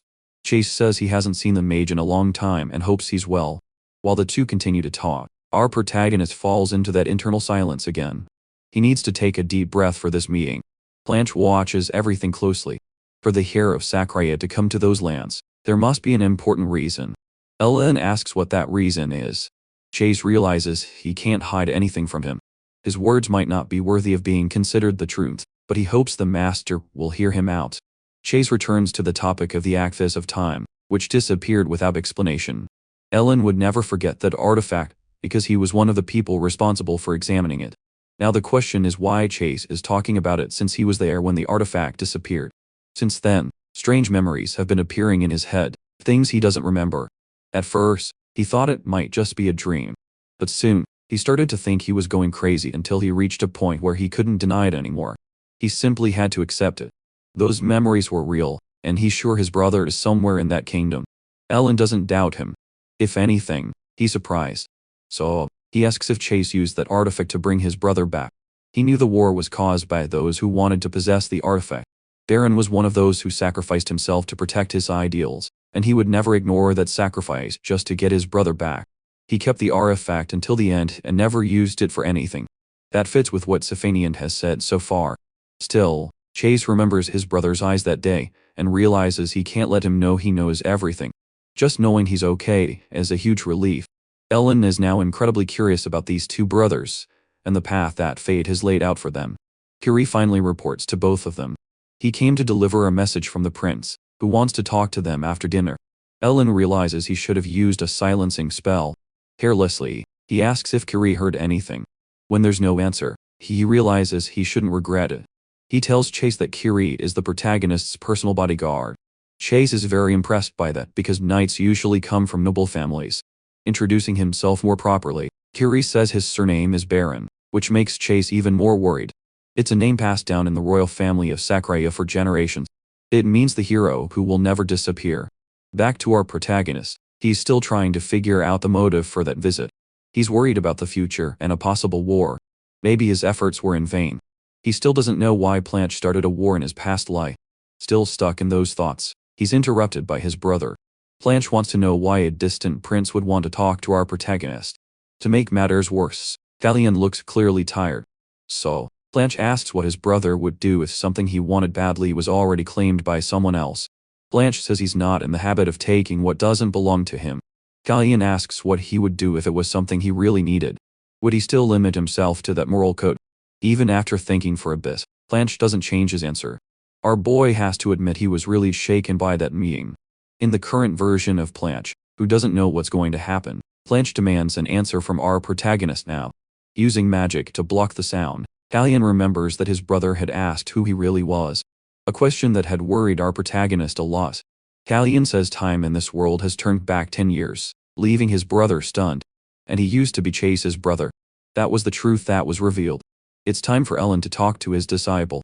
His secret has been revealed to one more person, and that makes the mage seriously worried. Galleon says he didn't give many explanations either, just that he's Chase's brother, and now he's Blanche's brother. Ellen is still very uneasy about the situation, and wants to know what things look like. Now, our boy has a request for Yura, and he's counting on his master's cooperation. There's one thing he can't stop thinking about: Randall, his other brother, and all the priests who have visited the kingdom recently. It's not a simple coincidence. Outside, Blanche has finally met Chase. He asks what he's doing in the palace garden. Chase says he has free time, and the king has given him permission to walk in the garden, but it seems Blanche doesn't like that. Still, Blanche says he's been misunderstood. He's really curious, and wants to know the reason for the visit. It seems Chase isn't there just to talk to the Archmage. Chase had heard he would have to face the person responsible for Valcon. Changing the subject like that has surprised Blanche. He didn't think the information had spread so fast. Very seriously, Chase asks if that division will be the prince's power base. Observing that reaction, Blanche has finally understood everything. Chase must have done something in that future version through those mages. Realizing that Chase knows more than he lets on, Valcon still makes one thing clear to him. He serves the protagonist. Still worried, Chase says that for the prince's own sake, he better be right about this. Back to our boy reading a letter. The butler he was investigating seems to have no records at all. While he's thinking about it, he's told the party will soon be announced. Since he needs to come to a conclusion quickly, Galleon asks his butler for help. Aladdin has sent 30 priests there. He's sure his brother Randall is involved. The butler says they are there for the king's birthday celebration, but the number of priests is too high. So, there must be another reason. That really makes the butler rack his brain. And our boy realizes he still doesn't understand anything. However, the boy says they shouldn't even be able to send that many priests. Tanzil had a tough time with the dynasties that year. They needed help from the kingdom, and now they are repaying the favor by sending precious priests. Galleon realizes that whenever there are floods, there are also epidemics. That country must need healers immediately. Still, sending priests to the king's birthday. Now it all seems pretty clear. Those people can't be real priests. After that conversation, Blanche becomes quite lost in thought. In the castle corridors, he finally meets Hina. He asks if the cat is stuck, telling her to back up a bit. He says he'll help. He ends up closing the door even more, and tells her he'll take care of the cat that day. It was Blanche's room. And besides the cat, our protagonist was also inside. Callion went there to ask his brother if he was going to the party that night. Blanche asks what his dear brother has planned for the day. Callion says there are 30 fake priests in the place. The princes enter the great hall together. For the nobles, it's strange to see them united. Maybe that's the way they found to show their allies. It's clear they are challenging Randall through that display of unity. For our protagonist, that's more than enough. If his brother is still planning something, he won't be able to carry it out. Blanche asks if that's what our boy wants. Callion says, that's just the first step. He also notices our protagonist seems to be looking for someone among the guests. It seems someone is missing. Even Curie has been investigating outside, and our protagonist is sure it's not a coincidence. The guard's job is to follow Randall as soon as he leaves the party. The prince moves protected by his guards. So, Curie has to be very stealthy and discreet. Luckily for him, a noble couple is hiding in the bushes for some fun. They apologize for what happened, and Randall continues with his schedule as usual. Another person who needs to be investigated is the prince's right-hand man, the guy with the glasses. Curie just needs to find out one thing in this mission. His presence is finally noticed. Those men have felt his killing intent. They are not priests. Just as our boy suspected, they are knights. And he has come to confront his brother about it.